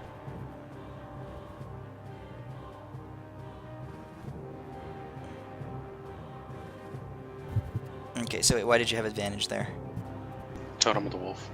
Okay, and you shouldn't have had that Sword psychic master. damage. You shouldn't have had the psychic damage just yet. From your. I've been casting it. I cast it before the battle started when we heard his voice. Okay, that's fine. Alright, you cut into him, and You as you. didn't- What? Oh. Yeah, you I cut was in. gonna say, you didn't put a time range on how Yeah, long that's that fine. spell lasts. That's fine. It's more like a minute, but you had time. You cut into him and you slash across his chest, and you can see the solid impact. But as you do so, a shimmering box appears around you and Balinar. Right there. And you guys are stuck inside it. There's no saving throw? There is no saving throw. This is a force cage. Alright, that's its turn. Boo. Ashok, you're up. I'm gonna stand up. That uses my movement speed. Okay. I'm gonna summon an animal on the orc.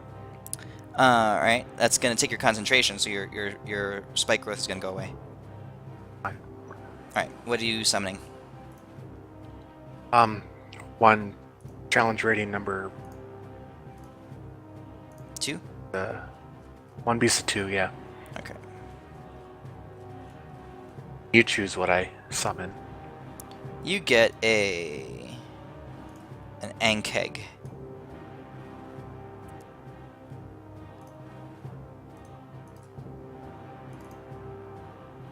And it will go on your initiative. And it looks pretty badass. It looks like that. My attack still hurt him, right? When you cast it, when you attacked him right before it did. Right now you're in a solid Okay. force box, though. No, I was just wondering. You said something about a box, and I thought maybe like I hit the box instead of him. No, you hit him. So that's what you summon, Ashok. Okay. Okay? All I got. Alright. So, Belinar, you're up. Oh, you're inside the box. But yeah, what do you want to do? Can I break the box at all? Do you know the Force Cage spell? No, honestly, I don't. Here, let me link it to you. It's sick. It's like the strongest 7th level spell.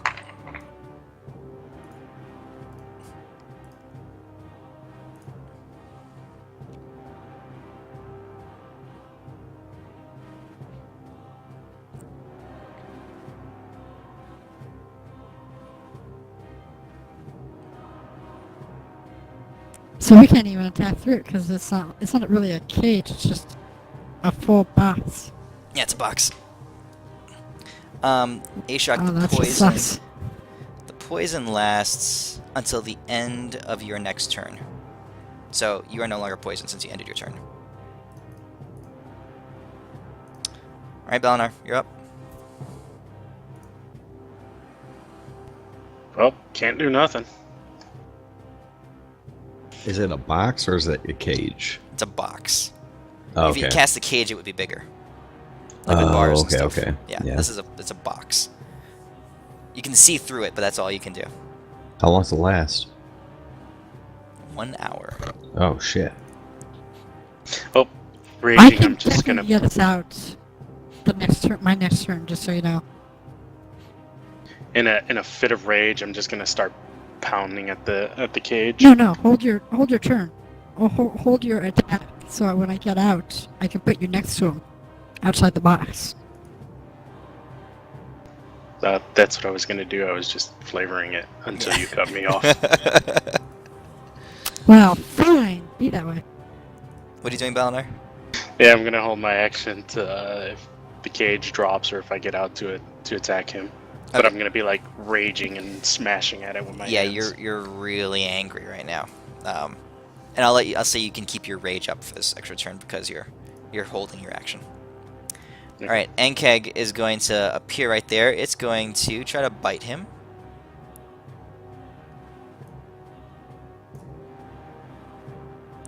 Why is it?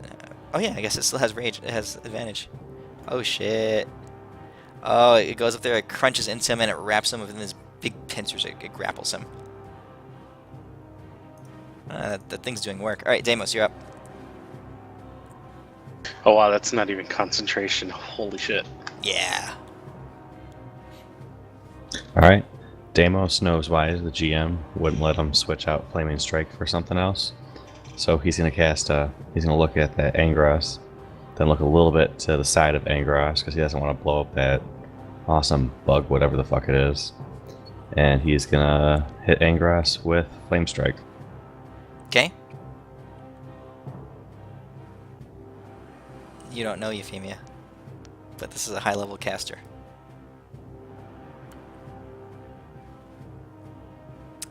All right. Oh. All right. So the fire comes bursting down through the sky. It sears the air, and Anagras looks at you and he laughs. That's all you got, shit for brains. Pretty much. But then he is also going to, just at level 2, cast his, what's it called? You can't cast 2 spells. Oh, you're right, I can't. So I'm not going to do that. So shit for brains is going to shimmy over here. Okay. So the zombie's gonna swing at you. I'm not gonna get anything done because zombies can't hit for shit. So you provoke an attack of opportunity from the zombie. Misses. Corpse mound here in front of Kildrak kind of shambles over, so it's like in front of directly in front of the doorway now. And Kildrak is going to come at you. Slam attack. Busting you. Shield. Oh. Yep. Okay, so you resist that, so you take you get 35 back. So basically full health. Yeah. So go ahead and click the shield button because he's gonna swing at you again. Remember, you can give him back the health by control dragging it. Yeah, I already did it. All right. Swings at you again. Oh, look at you and your bad self. But while that happens, another zombie pops out of it.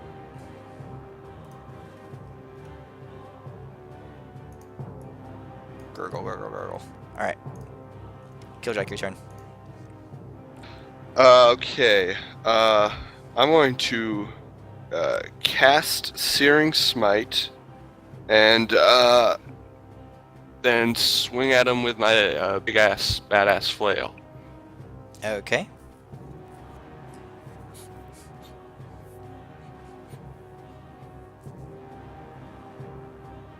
So hold on, I gotta read. So I cast it, It's your bonus action. and yep, Yeah. and then that happened. Okay, yep. So then I'm swinging. So let me untarget Anagra.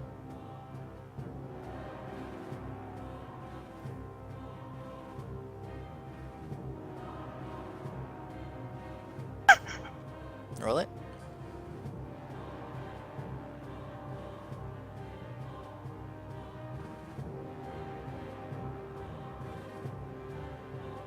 You miss. Why do I have disadvantage? Because you're poisoned.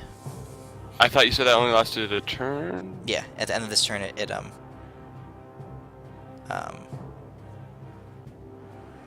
goes away at the end of your turn here. Oh shit. Well, that bastard. I guess I gotta swing at him again and hope for it better.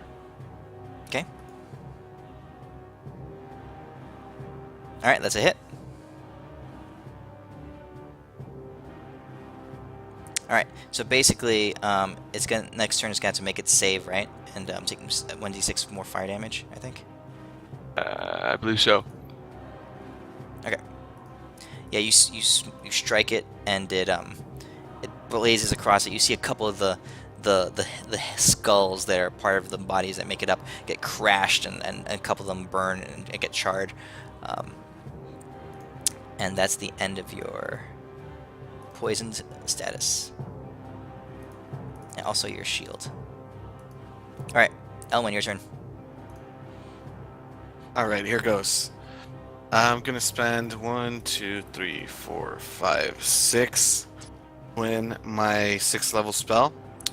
And I'm gonna spend 2 more to quicken it to cast as a. No, actually, no. I'm gonna take those 2 back. And I'm gonna cast Disintegrate at one of the corpse mounts and at Angrass. Okay. Corpse Mound fails, Anagras fails. Hold on a second. So what's your DC? 17? Yep. He's going to use his... What's this called? This is actually something that Warlocks have. Dark One's Own Luck. He's going to add a d10 to his roll on a save. Ah, he still fails. Alright. Damage. Here goes. It's gonna be awesome. Oh, okay. So the corpse mound takes a huge hit to it. Anagrass drops to the ground, but does not die. Oh, He disintegrates. yeah, doesn't it? If you kill them with a disintegrator ray, they just die. He doesn't die. Ah, shit. He has 1 hit point. Ah. Okay, so I'm gonna Is make that the orc resistance thing? Yeah. Blood thing? now. I'm gonna make my dong and my rocks fly over and attack Angrass. They have 30 foot of movement. So yeah, I was next to Kildrak. They would have 30 feet from there would be. So there's a corpse mound blocking the whole doorway. True. Like seriously blocking the whole doorway. True. All right. So what I'll do is I'll spend 2 more sorcery points, so I can quicken a firebolt to cast it as a bonus action. So you quickened your first thing was to, No, I didn't quicken the first one. I said no, never mind, because I remembered I had the animate objects on. So now I spend 2 sorcery points to quicken this firebolt to cast it as a bonus action. Okay, good. Now you're down there. It's not, so the reason I let the first one hit was because it's disintegrate and it's a saving throw. But from where you are as an attack, he has at least 3/4 cover. It's a 10-foot high ledge in front of you, and there's an end keg standing between you two. So how much would that? It's a -5. 3/4 cover. Is You don't have -5. that spell thing that reduces the sharpshooter version of spellcasting. I Whatever it's called. He doesn't have that. Okay, so I'm gonna roll with a -5. Yep. And that's not advantage because It was 14 and 1 and 18 on the second one. yeah. So So 14 plus 6. that's 20. Yep. Okay. It hits.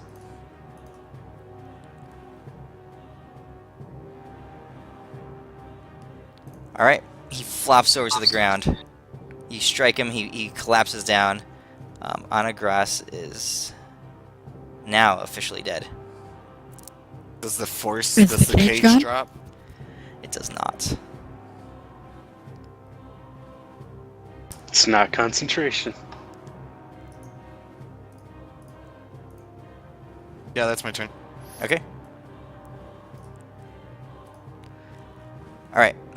Corpse Mound number 1 is going to swarm up to you, Deimos, and he is going to envelop you. This isn't a an attack roll or anything. This is He's an just ability gonna, or something. yeah, he's just gonna wrap all the way completely around you. Okay. So you're blinded and restrained, and on your next turn, you start taking necrotic damage. Oh, there's no save or anything against it? Nah, it's just uses its full action, comes around you. Now, are these guys all zombies as part of? Yeah, pretty much. There's just like dozens of them. So, it's just dozens of CR1 zombies, right? Yeah, pretty much, more or less. Okay. All right, Euphemia, your turn. Can you link that spell again?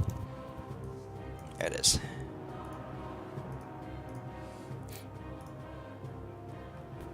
The disintegrate spell was buff.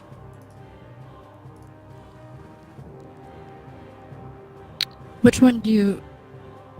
If you had a choice on Balinar, which one would you rather go after? The one in engulfing Deimos. Is there... Can I, like, spend a higher spell slot to lower the DC of the charisma save? No, it won't work like that. I'll give you advantage on it, since he's dead. Even though that doesn't really make sense, because the cage make. I'll give you advantage on it. See if you can get out. Otherwise, you're stuck. Well, I'm going to try to move over here 'Kay. with Balinar. So, advantage on... Charisma saving throw. Okay, so...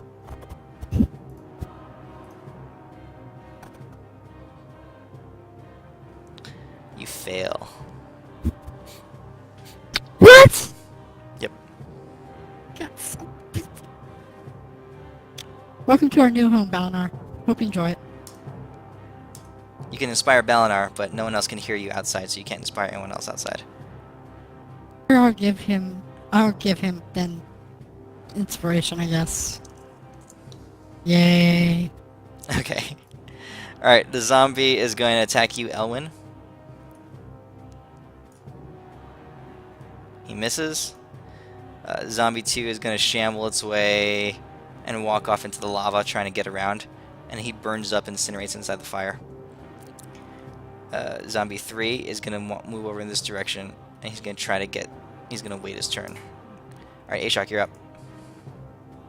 Try to get the zombie mound out of the way, or corpse mound. Well, it's standing in your face. So.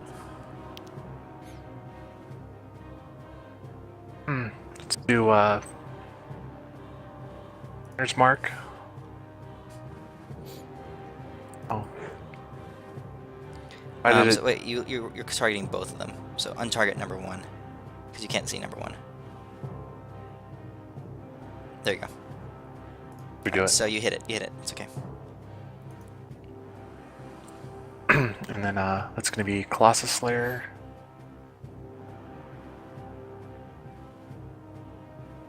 Okay, first round, your magical arrows go flying through the air and you strike it. Second arrow misses for Can some you do Bardic Inspiration on it?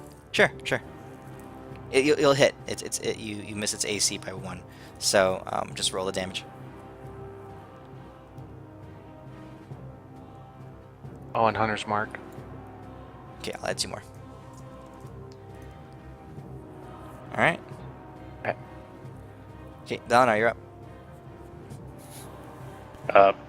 Saying as I snap out of my rage on this turn, I kind of do like Darth Maul did in Episode 1, and I start tapping the sides of the wall with my my longsword. Okay. And I'm gonna hold my action, or my greatsword. I'm gonna hold my action to attack whatever Euphemia teleports me next to. If she can teleport us. Okay. All right. The Ankeg is going to shamble down this path here, and he knows its master well enough. He's going to attack the zombie. He's going to crunch the zombie. Deimos, your turn. Alright. So. This is a bunch of CR 1 and 2 zombies, right? What are you going to do? So how would that work? What are you trying to do? So like let's say I just happen to destroy every single zombie here. Let me see. You're starting at 5th level when undead fails the saving throw against your turn undead feature. The creature is instantly destroyed if its challenge rating is at or below a certain threshold as shown in Destroying Dead table. Alright, so fuck it, because this is just cool. Turn undead. It has to make...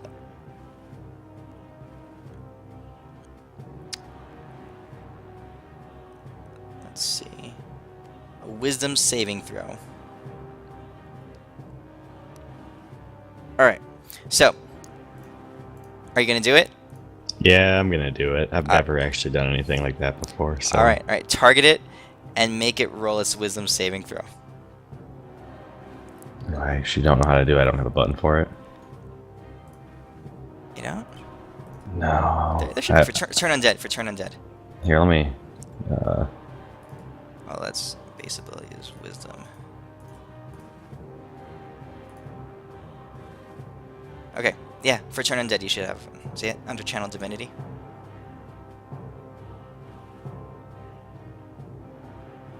For some odd reason, I think I might just be being dumb right now. So go to your action tab. I see it now. Sorry Yeah. about Yeah. Alright, so target it and click the little roll button. Oh shit.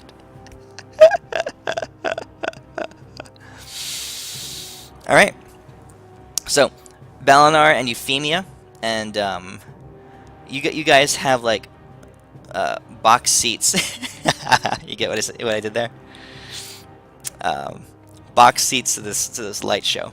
You're standing there at the edge of this railing, stuck inside your force cage, and you see this swarm, this corpse mound, just engulf Deimos. Oh wait, on the start of your turn, Deimos, you took damage, necrotic damage. Oh yeah, how much damage? 66 necrotic damage. 66. So Oh, 28. okay. That's a lot better than 66. I was like, oh shit. D6. Yeah, 28 necrotic damage. Let me add that to you. All right. And then you start seeing through the cracks and crevices in the folds between bodies, light start to glisten out. And it's kind of this whole swarm of undead bodies starts to look like Agent Smith at the end of the Matrix, right? With light just starting to glisten out and crack, and suddenly the light grows brighter and brighter and brighter, and then the whole thing just flies apart. Literally chunks of flesh and bone and skeleton blast everywhere, raining all over the place, smattering everybody everywhere. Your force cage is now covered in goop. Alright, so you actually can't see out of it facing in that direction at all. And Deimos, congratulations. You just killed Corpse Mound number 1. Sweet. And then as my bonus action, Deimos is just gonna yell, covered in blood, about how you can't wrestle me. If you wrestle me, you fucked up. Okay. Alright, Corpse Mound number 2. It still got you in its grasp, Kildrak. It's gonna roll in and it's gonna envelop you.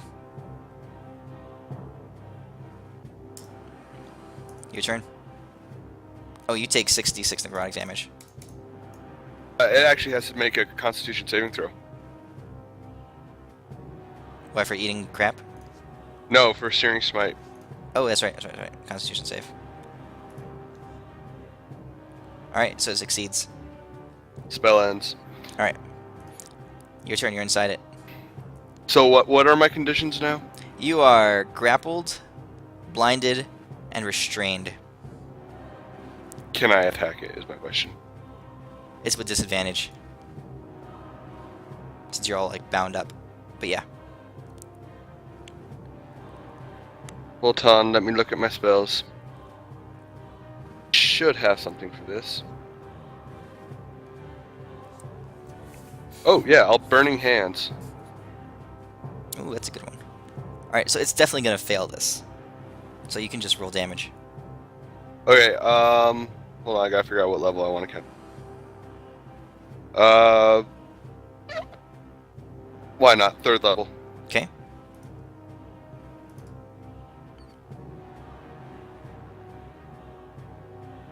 So it's what, 5d6 fire.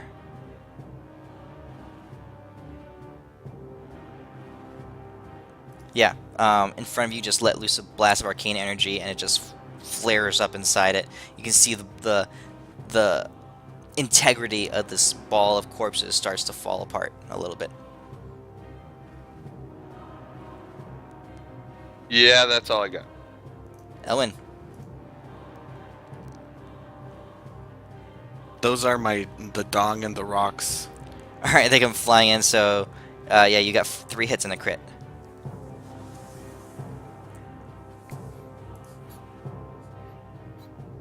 Oh, that's the 2d6, right? Plus 1? Yes. That's 1, 3, and the crit. Hold on, shift.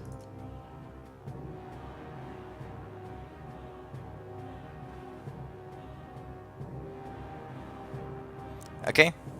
This thing is being shredded and torn apart. Now you can visibly see chunks of it just sloughing off as its integrity is greatly compromised.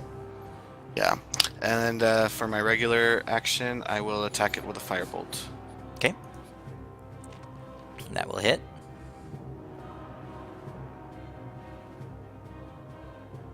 Alright, your flaming bolt of fire hits it at the same time as Kildrak's burning hand spell erupts from inside, and the whole thing just gets like split apart with fire and flame. The bodies just fall apart, and they don't die, they don't disintegrate, but a lot of them are charred and smoking, and it just collapses down to the ground. So all around this area here is a big pile of burned bodies and goop and stuff like that. Okay? All right. So I'm going to say it's going to take you guys another turn, but you easily clean out these last two zombies. They don't even try to fight. They kind of like wander around aimlessly, meandering, bumping into shit. One of them falls into the lava. But that's the end of that. Basically, I stare at it, and it disintegrates. Okay? I'm gonna check what this dude has on him. Alright, you walk over to him. And I'm gonna wave at Balinar and Euphemia from outside the cage.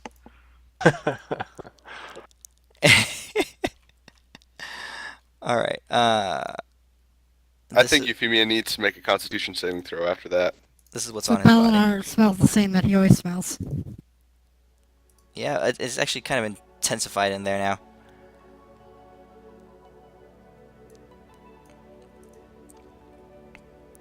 You guys are experienced enough. You recognize the potion as a potion of healing. A very, very powerful potion of healing. Didn't you say that he had a broadsword? He had a sword on his side, but it's non-magical. Where- Okay, and Elwyn, you can just read the scroll so you know what it says. So there.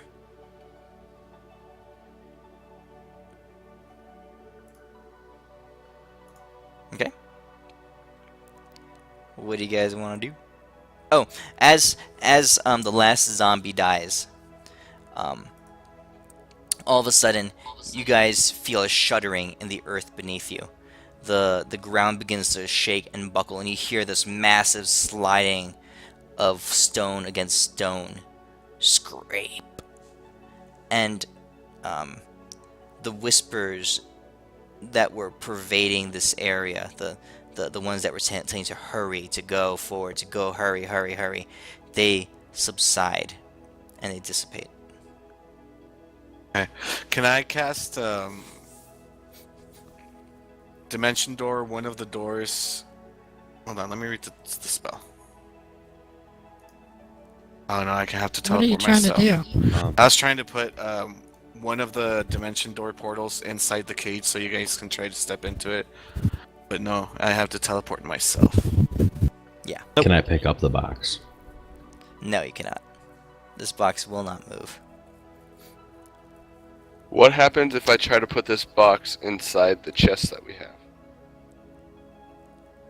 It will not fit. You won't be able to get it in its mouth.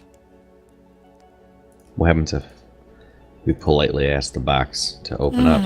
Fucking hell. We could just take a short rest.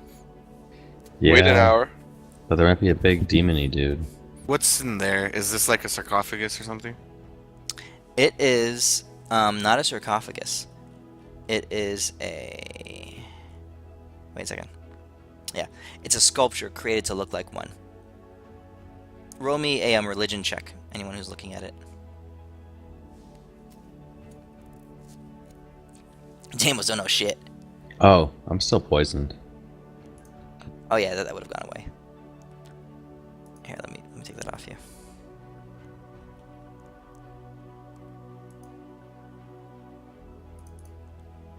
Okay.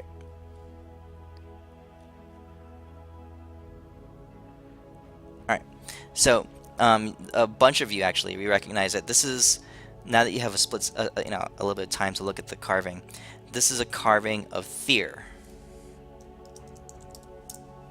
And everyone who is familiar with Dwarven religion knows that Tyr was an avatar of Modron, one of his many incarnations. And the story of Tyr is that Tyr fought in a, died in a battle with Orcus.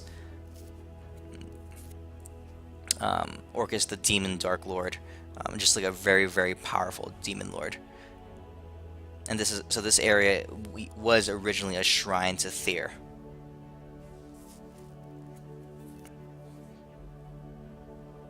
Do we notice anything else about this room as we're walking around it? The lava is bubbling and oozing.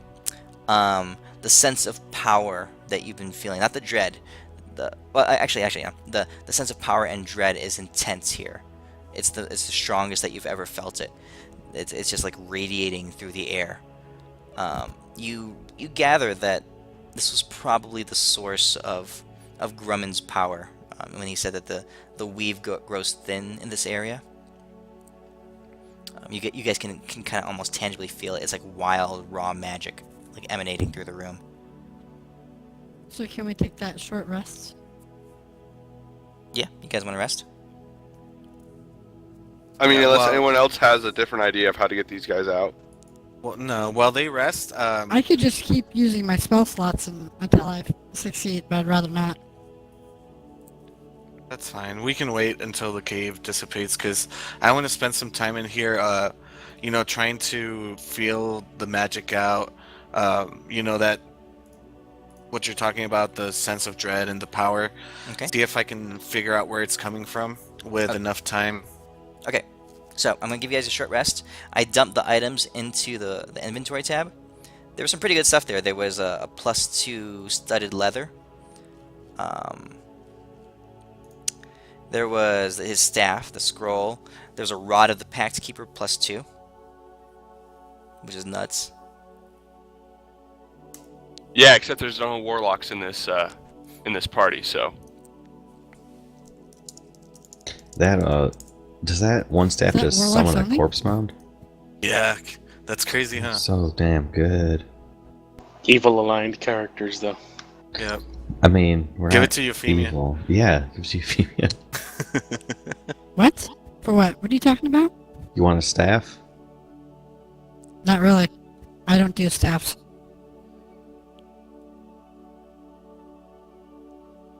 Okay. Elwyn, roll me an Arcana check. Did the cage disappear in that hour rest? After the hour ends, the cage dematerializes into the ether.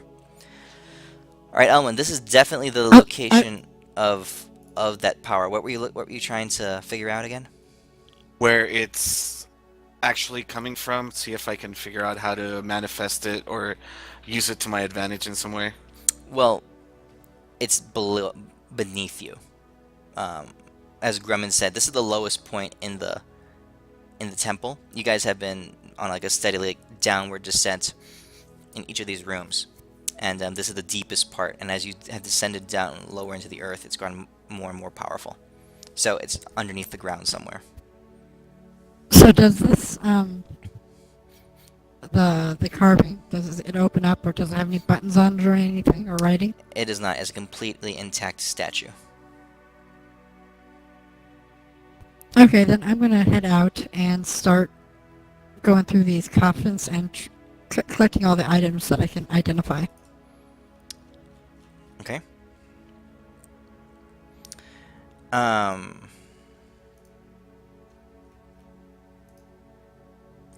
Anyone else want to do anything while she's doing that? No. During that hour, did we like really go through this statue up and down and nothing weird about it or anything? This statue is completely decorative. It's like a shrine, a memorial zone. It's basically a larger version of the statues that you've been seeing throughout the compound so far. I don't sense any divine energy or anything around, do I? Here, you've been sensing some divine hints throughout the place, but here it's actually no. You find nothing. Okay. As you've been progressing through the dungeon, it's kind of been getting further and further away as you've been going deeper and deeper.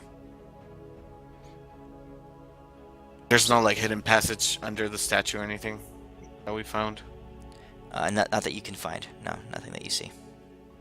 That's weird. Alright. Euphemia, So did I find anything on all these? when you get to that box there, the one that you're standing next to, and you touch it, and you find in it a shield that is pretty magical looking anyway. Yeah, Damus is like, what? Anything, Damus? I didn't find anything at all.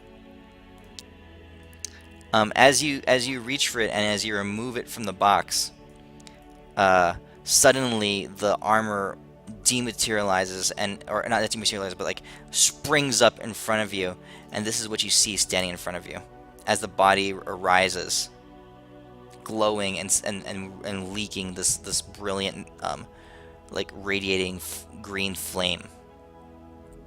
It turns to you, Euphemia, this creature, and it raises its sword, and as it does so, 5 more of the sarcophagi around the room spring up with similar looking creatures, some of them bearing armor, some of them holding staves, as like they're casters, and some of them bearing different weapons. And there's 12 of these sarcophagi, but only 6 of them arise, and they stand at you, and this one raises its sword, but then it stops. It stops in place. And you hear him say, I'm just gonna wave at it and say hi. he says, and now these are dwarf skeletons, so they're not quite that large, but he's standing on top of this sarcophagus. He says, "Who are ye, lady? What's be ye doing here, disturbing our slumber?" What was the name of the dwarf that sent us down here? Grumman. Grumman, yeah. Something like that. I'm gonna tell him that we were sent by Grumman to stop some orcs from destroying this place Grummond! or releasing the bad guy, whoever the bad guy is. Whatever Grummond! evil you guys had. That fucking bastard! He's still around, is he? Hey, boys! He's a ghost. Look around, lady. That's what we all are. Hey, boys! Stand down. Take a nap. And one by one, you see the other 5, like, drop from their ready position, and they recline back down into their sarcophagi, and they go back to sleep. He says, You "Name's did say though Charbel." that we could take. He says, "My name's Charbel. Grummond was my friend. Indeed, I apprenticed for him. The rest of us all, we stay down here. We guarded this place. Our job was to kill anyone who entered, but to see that ye be all the good sort. I don't have much time. What are you looking for?" Well, he said there was quite a few magical items and stuff that would help us on our journey. We have a really bad war that we have to fight, so I was wondering, is there anything you can give us to help us on our way? And some magical chalk, if you have it. He smiles. He says, "I might be able to help you." He says, We buried ourselves here, as we all died. We've only got a few items here." He takes off his shield and he hands it to you. "Take this with peace. May it be with you. Darble over there," and he points down the hall. He says, "He might have something you might be able to use. And of course, Forith, down in the back left. The most simple of us. But he liked his reagents. If anyone's got chalk in this area, or other magical, chemical compounds, he probably brought it to bed with him." I want to I'm ask gonna him. bow gracefully to him and thank him for his help. And I'm gonna follow the order of what he said exactly. Okay. Elwin? I'm gonna ask him about the door in the main hall, the one that leads, the one that we couldn't open. He says, the black door. Yep. It holds our most precious, holy place. It was shut, was it? When you entered? It was. Well, that's the magic of it. It closes whenever evil enters this temple. Oh, so okay. Now I Do you have another sense question. any other evil in this place? Or did we get it all? He says, I cannot tell you. The door will know, though. Okay. In the chamber to the south of us, the one that has the lava around it, I felt some sort of some sort of presence. Is everything safe? Do we need to do anything else here to make sure that doesn't leave? He says, "The white stone door needs to be sealed. What's down there is hideous and dangerous. We know very little about what it is. All we know is that it is overwhelming in its power. Seal the door. Seal the white stone door. That's what Grumman would have you done. That's what we all lived and died here to do. Keep that beastie contained in this fucking place." Okay. How do we seal it? He says, "The key. The key seals the door. You'll find the key in our holy place, beyond the black stone walls."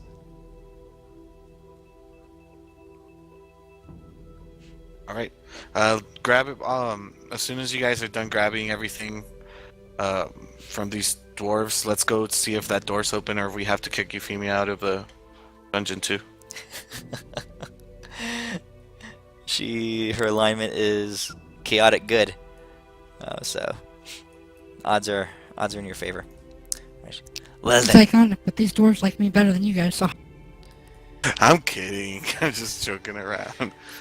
hey, do us all a favor. Seal those doors so me and me mates here can rest.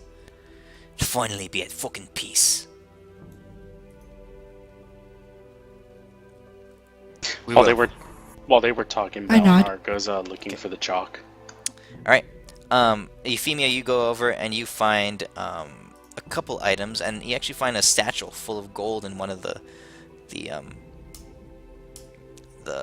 sarcophagi. Balinar, off in one corner, you also find a pouch in the last one.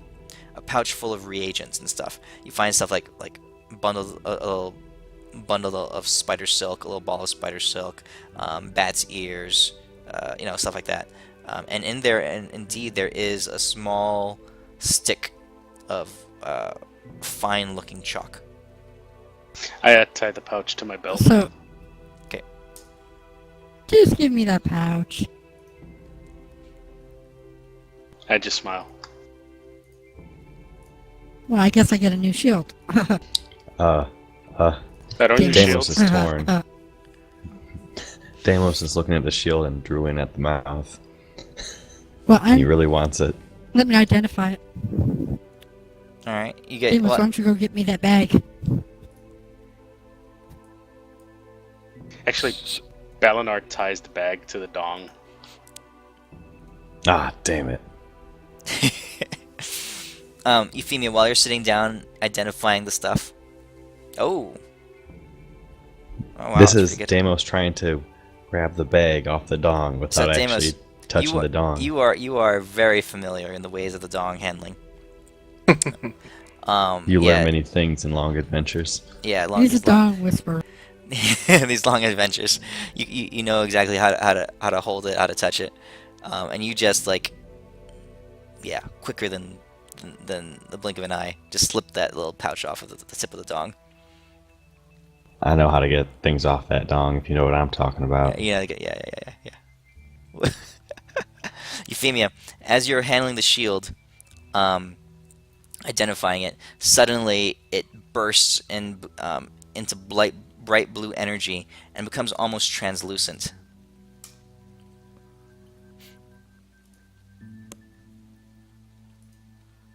That looks something like Is that I should animated have. shield? Yeah. All right, Does everyone know what that is? Because I have no idea. I linked it. I mean, metagame, Sure. yes. Okay, so I'm dumping this Well, all. I'm gonna go hand the into I'm gonna your hand the shield to inventory? Deimos, as I assume he hands me the pouch. Yeah, I'll hand you the pouch. Okay, there you go. What do you guys want to do? That's pretty cool. Balinar starts making his way toward the big black doors. Now, can you animate the shield and then also hold another shield? No, one shield. Ah.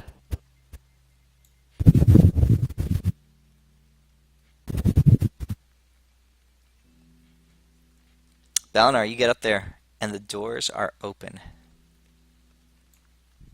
What do I see? You see a long hallway. Unlike the other ones that descended down into the ground, lower and lower, this one stays level.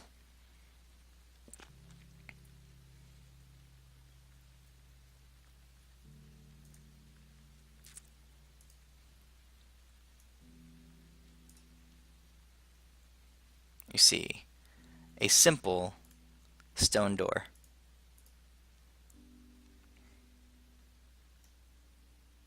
Deimos pushes it open Okay. and hopes Balinar. it's not a trap. Balinar pushes Deimos inside. Alright, so I'm going to do is I'm going to sync you guys up. How do you have an advantage? Oh, he doesn't have it anymore. You shouldn't Yeah, have you it didn't anymore. take it off. They were both 17s anyways. I don't know how I rolled advantage twice. Alright. You both head up to that door, and you shove the thing open. And Who took the horn? it's in the party sheet. Claimed it yet? No one's claimed it. I'm reading it right now. I'm trying to figure out what it does exactly. Summons fighters. It's basically Crusader's Mantle. Or no, Spirit Guardians. I don't know what that is. It's a really good item. Do you have to attune to it though? Yeah. No, you don't. Okay. You don't. Doesn't say you do. No, you don't. Ooh, then that is a That's why I really kinda amazing wanted it. item. The huge black doors that you saw, the stone doors that were withdrawn into the wall, and you saw a long hallway, 150 foot in length, with a searing red glow. As you turn the corner, you see a massive cavern, 40 foot long, and with various pits of lava bubbling up in the ground around it. This room is very hot. The temperature in here is scalding. The pits are filled with lava, and they boil up. Hold on, Bella. They boil up, and they gently splash onto the floor. So it's very, very hot in this room. At the head of the pit is a 30-foot tall statue of Modron. He holds a 10-foot long hammer made from solid steel. His hair and beard are carved to look like fire, and his eyes are massive rubies. The gems catch the glow of the pit and seem to shine with a molten glare. At the statue's feet is a silver casket. What do you guys want to do? Euphemia, your fan is blowing into your microphone. Yeah, like really bad. Balinar's gonna walk up to the casket. Alright, you take a couple steps forward, and suddenly you spot a ripple flowing through the lava. The lava on either end of the room starts to bubble up and overflow. Incredible amounts of lava surge forward as the pools rise and begin to spread out over the ground. As they do, the lava begins to congeal and blend together.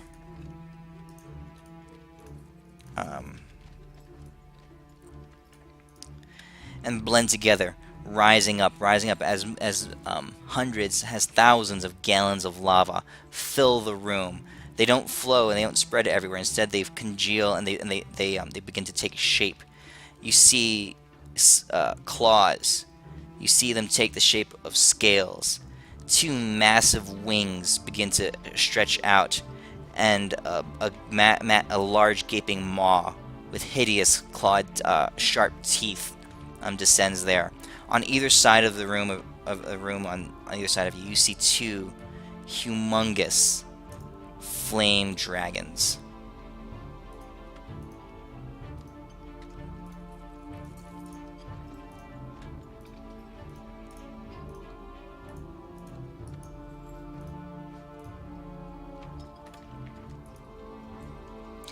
They stand there, staring at you. You can see lava dripping from their hides, hot vapor steaming off their mouths, and they take a position on either side of the room. Where their feet touches the floor, the stone is melting and boiling. all of them have their eyes locked on you firmly.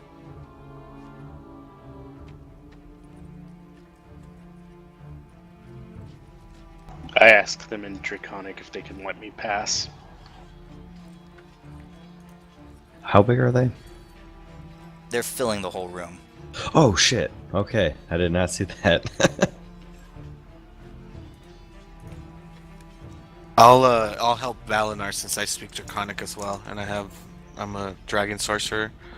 See if I we speak can. Draconic as well, so I'll help in any attempts to communicate as well. Okay, so you hear a rumbling through the room.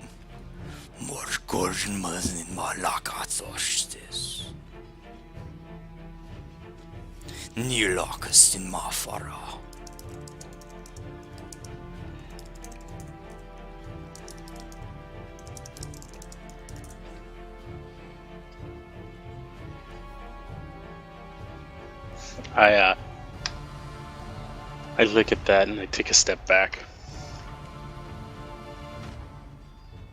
What do you say? How about ask them if you can pass Kildrak?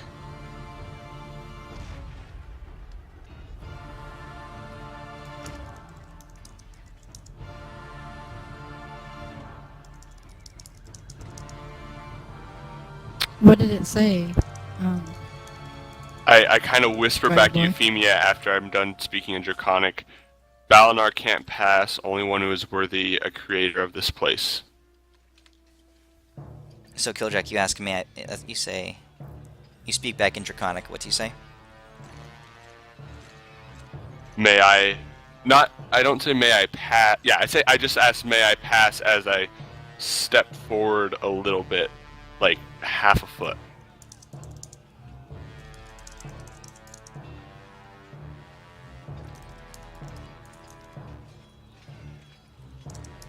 After I whisper to Euphemia what they said. You hear. Well, I think. Wait. So, alright, Balinar, as that happens, you look back and forth, and you see the two dragons, and they're standing there, their tails whipping back and forth, and they're moving slightly. They're almost completely made of this lava, but they're more than that. Balinar, you get the sense that these dragons are...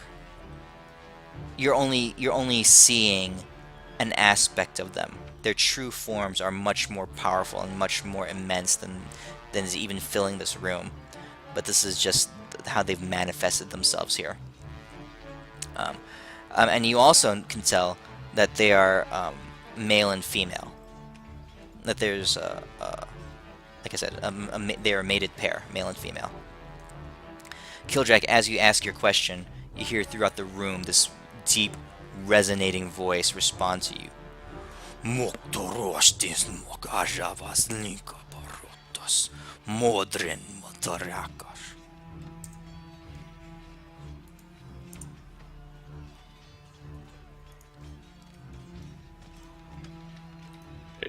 So there's the statue of Modrin, but there's also the sarcophagus, right? It's a chest. It's a silver chest. A chest, yeah. So I don't rush, but I don't, tiptoe. I kind of slowly but purposely walk my way around the giant cross of lava. You can't. They're filling the room. Oh. Okay. I ask in Draconic one more thing. It's a faith test. Just walk on the lava.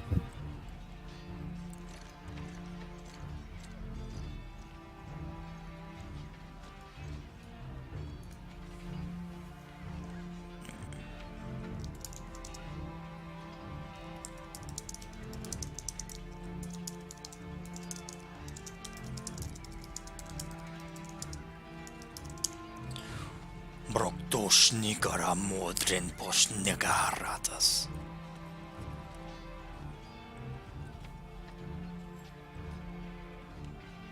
I kind of whisper behind me to Elwyn, and I ask him, do you think Misty Steps counts as divine magic of Modrin?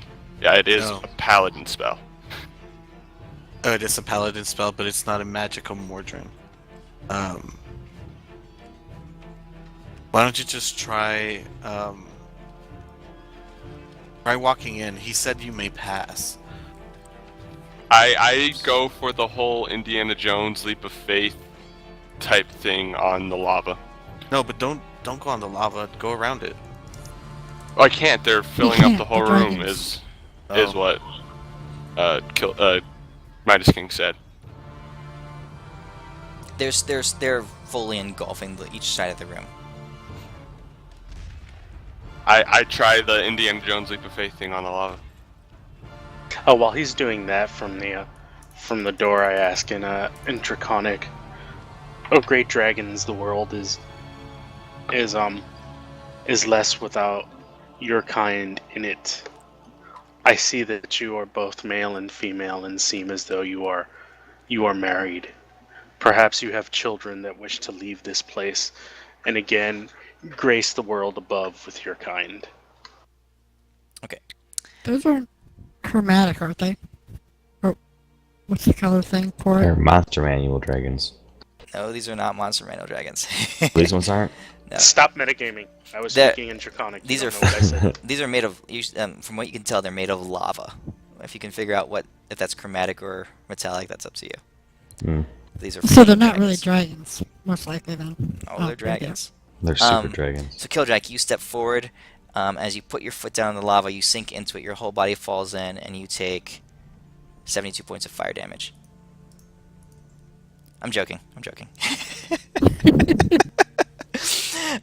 Your foot hits the lava, and it is hot. It is burning hot. This whole room is blazing heat. In fact, unless you're resistant to fire, most of you can't even stand inside the room right now because of the heat emanating off of these guys. But for some reason, Killjack, it's sweltering, it's painful, but you find within yourself the resolve to continue forward. Your foot hits the lava, and you're able to stand on its surface. The heat is still there, but you're not in pain. I say give a quick thanks to Modrin, apologize to Tempest, and continue to walk forward. Okay, it's not easy. It's Under my breath, not yeah. in Draconic. Yeah, it's not easy, but it's you painstakingly make your way across. It's not painful. It's just trying. You it's your body is dripping sweat, but you make your way gradually across the pool and stand in front of the chest.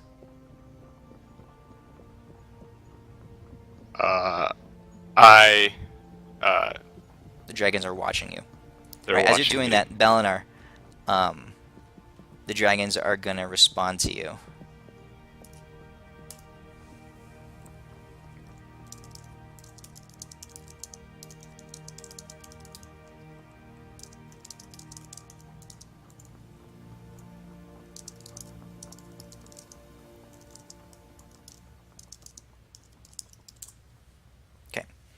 All right, Modrin, your turn. I mean, You mean Killjack? Killjack. What do you want to do?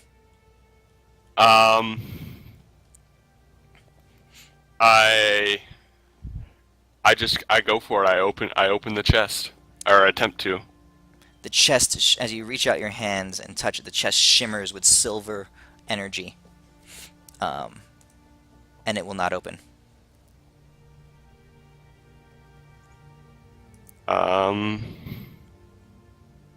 You hear the dragon. Go on. What does the chest look like? Does it have a lock on it, or is it No lock. no lock? Intricately Sure. carved, but will not open. Can I roll some sort of check on it with my stone cunning and see what that tells me? Roll me a religion check. With advantage because of stone cunning? It's not stone. It's silver. Same difference.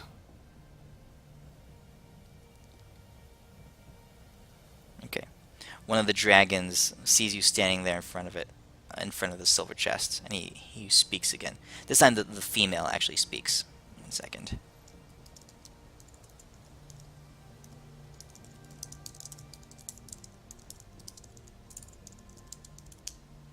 Milik talastimar, puruka modrensis.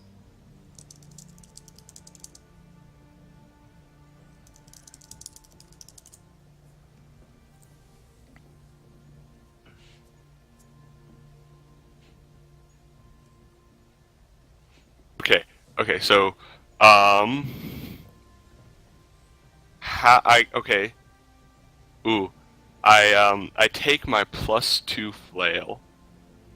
I set it at the base. Not on. I don't actually touch the base or the statue itself, but near enough to the base of the statue of Modron. And I begin a prayer to Modron in the best way I know possible in Dwarvish.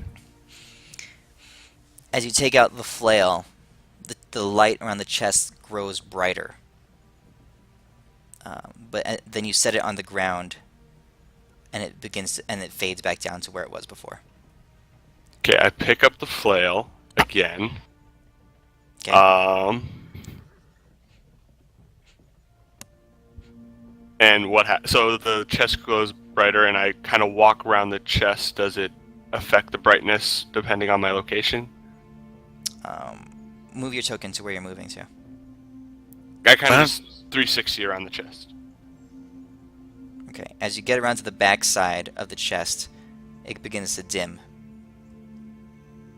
Can we Okay, see this happening from all the way from the entrance? Yeah, you can see it.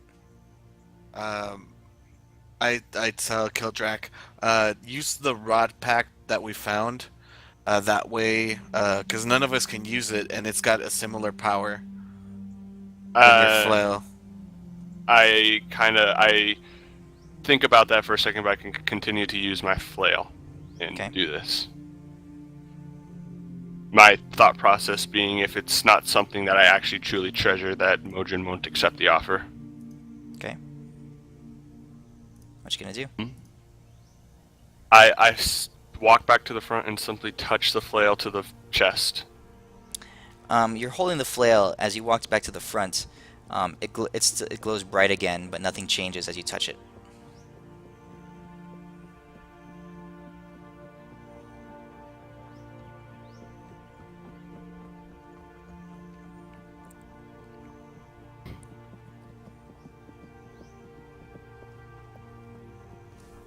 Maybe If I lean set the flail on it. If I set the flail on the ground but still in front of the chest, does it dim still? Yes. I was kind of hoping it wasn't a blood offering, but I think it's a blood offering. Putting the flail... No, because the flail is what caused glows. Have you tried put it on top of the chest? That's literally what I just tried. Well, I guess... Okay, I set the flail on top of the chest. Not just touch it, I set it on top. As you release it, the light dims back down. Nope. Say... Chicane. And,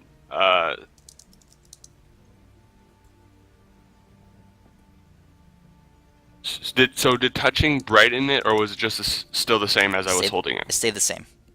Okay. I guess I start to recite a prayer of Modron that I know from my childhood since I'm a dwarf. Mm-hmm. As I stand there, a prayer of praise. Best thing I know how to do. What I know how to do at this point. Okay. You guys on the other side of the room, you see Kildrak going through this process. You can see the light of the chest glowing and changing. He begins to pray. He closes his eyes and begins to recite this prayer. And you see nothing changing on the other side of the room with the light. Is there anything you want to call out to him or suggest to him? Didn't we get a holy Doesn't really symbol? make any sense, does it? I mean, why would Mojin make it so hard to find this key if it's going to lock up the bad guy? Because I think it's just more the overthinking key is than... a point. Didn't we find a holy symbol on a dead dwarf or something? You found an amulet. I yell out, try the amulet! I Unless Euphemia jacked it and threw it in her bag. I'm not sure you have it on you. As you guys I are don't think I do. are If you're talking standing about the one, there wondering, the female drake leans her head down.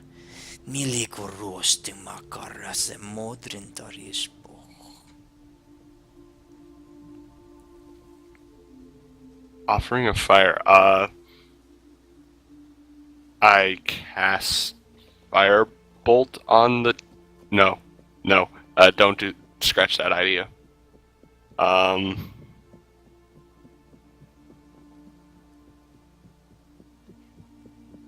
want to hit the statue. Offering up. Think back. Okay, I got it. What you guys have seen through the dungeon. The hints have been there.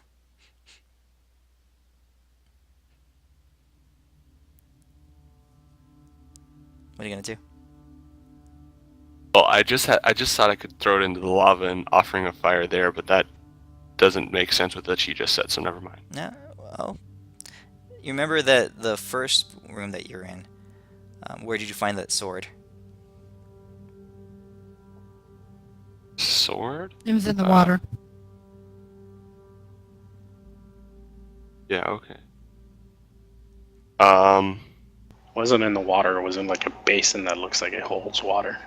Mm-hmm. No, there was water in it. There was No, No. there was no water. Put I water made in water. with. What? Yeah. Oh, did we put water in it? Is that what it was? Why don't you gather some of the lava and put it on there? Put it on the chest. Yeah. Either that or throw the flail into the lava, but that's a Why Might don't be a- you put the tip of the flail in the lava and then touch the chest with the flail? I attempt that. As you start descending your flail towards the lava, the light of the chest begins to brighten up even brighter. Toss the flail into the lava. I'm tossing Hold the it. flail into the lava. Alright. You throw it in.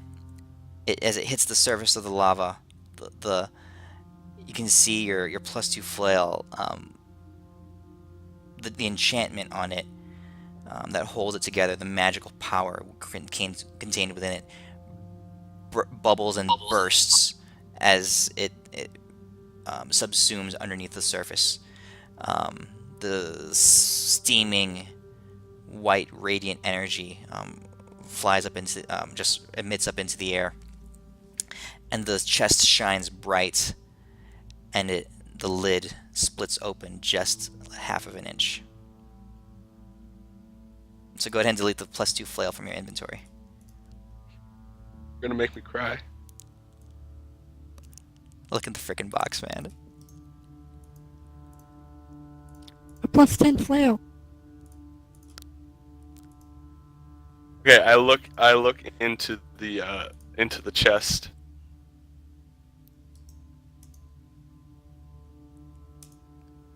Holy donkey balls. And I You see and 3 I, objects. praise Mojin like I've never praised Mojin before. On one side is a red triangle-shaped gem. That's on the left side. On the right is a small hammer-shaped key, about the size of a baseball, maybe. It's silver. And in the center is a beautiful, gorgeous, the most brilliant-looking Maul crafted hammer that you've ever seen.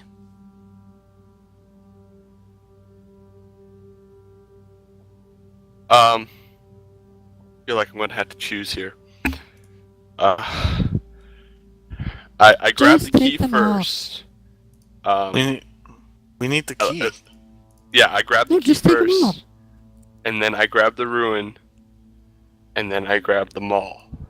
Okay. In that order specifically, in case it does matter. Okay. And I grabbed the platinum, I guess, if that's part of it.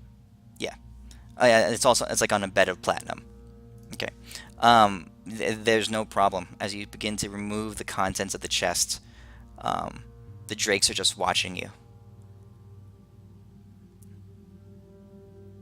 And then I make my way back across the lava. Okay. Don't forget to bow on your way out. Oh, I was getting there. All right. You take these items. I'm going to drop them into the party inventory. As you begin walking across the lava, it's kind of like, and you step off the lava on this end. It's kind of like that scene in Indiana Jones and the Last Crusade when he takes the Grail across the seal. You remember that movie? Yeah. The ground begins to shake and split and tremble. The whole place begins to shudder and roar. So where's the door that we used the key on? The male drake turns to you and shouts, "Morok Doshmok, Barage Zinbor." And you guys hear the sound of the earth splitting open and a hideous, bestial roar tear through the entirety of the cavern. Okay, so where's this silver door we have to shut? The white door, The white door? that's the one you came in through. Like the main For entrance this to the room or temple? from the main entrance of the temple? Yeah. The very, very beginning. It's recessed into the walls. Okay. I run all the way there. The whole place is shaking and trembling. I grab Rocks are beginning to tumble Valinar, down from the sky. The lava and begins I to boil up. just I grab Valinar and I just misty step as many times as it takes me to get there. You guys hear the breaking of stone and the shattering of earth and walls bursting through the temple as it's almost like a massive drill is tearing up stone and lava and rock and just shattering it. All right, you guys get to the entrance of the door. What do you do? Use the key, man. Yeah, close the doors and use the key. Okay. As you guys get to the doorway, so I'm gonna move the map a little bit. 1 second to orient this. Is everyone here, by the way? Everyone's on. Yeah. I think so, yeah. Mm-hmm.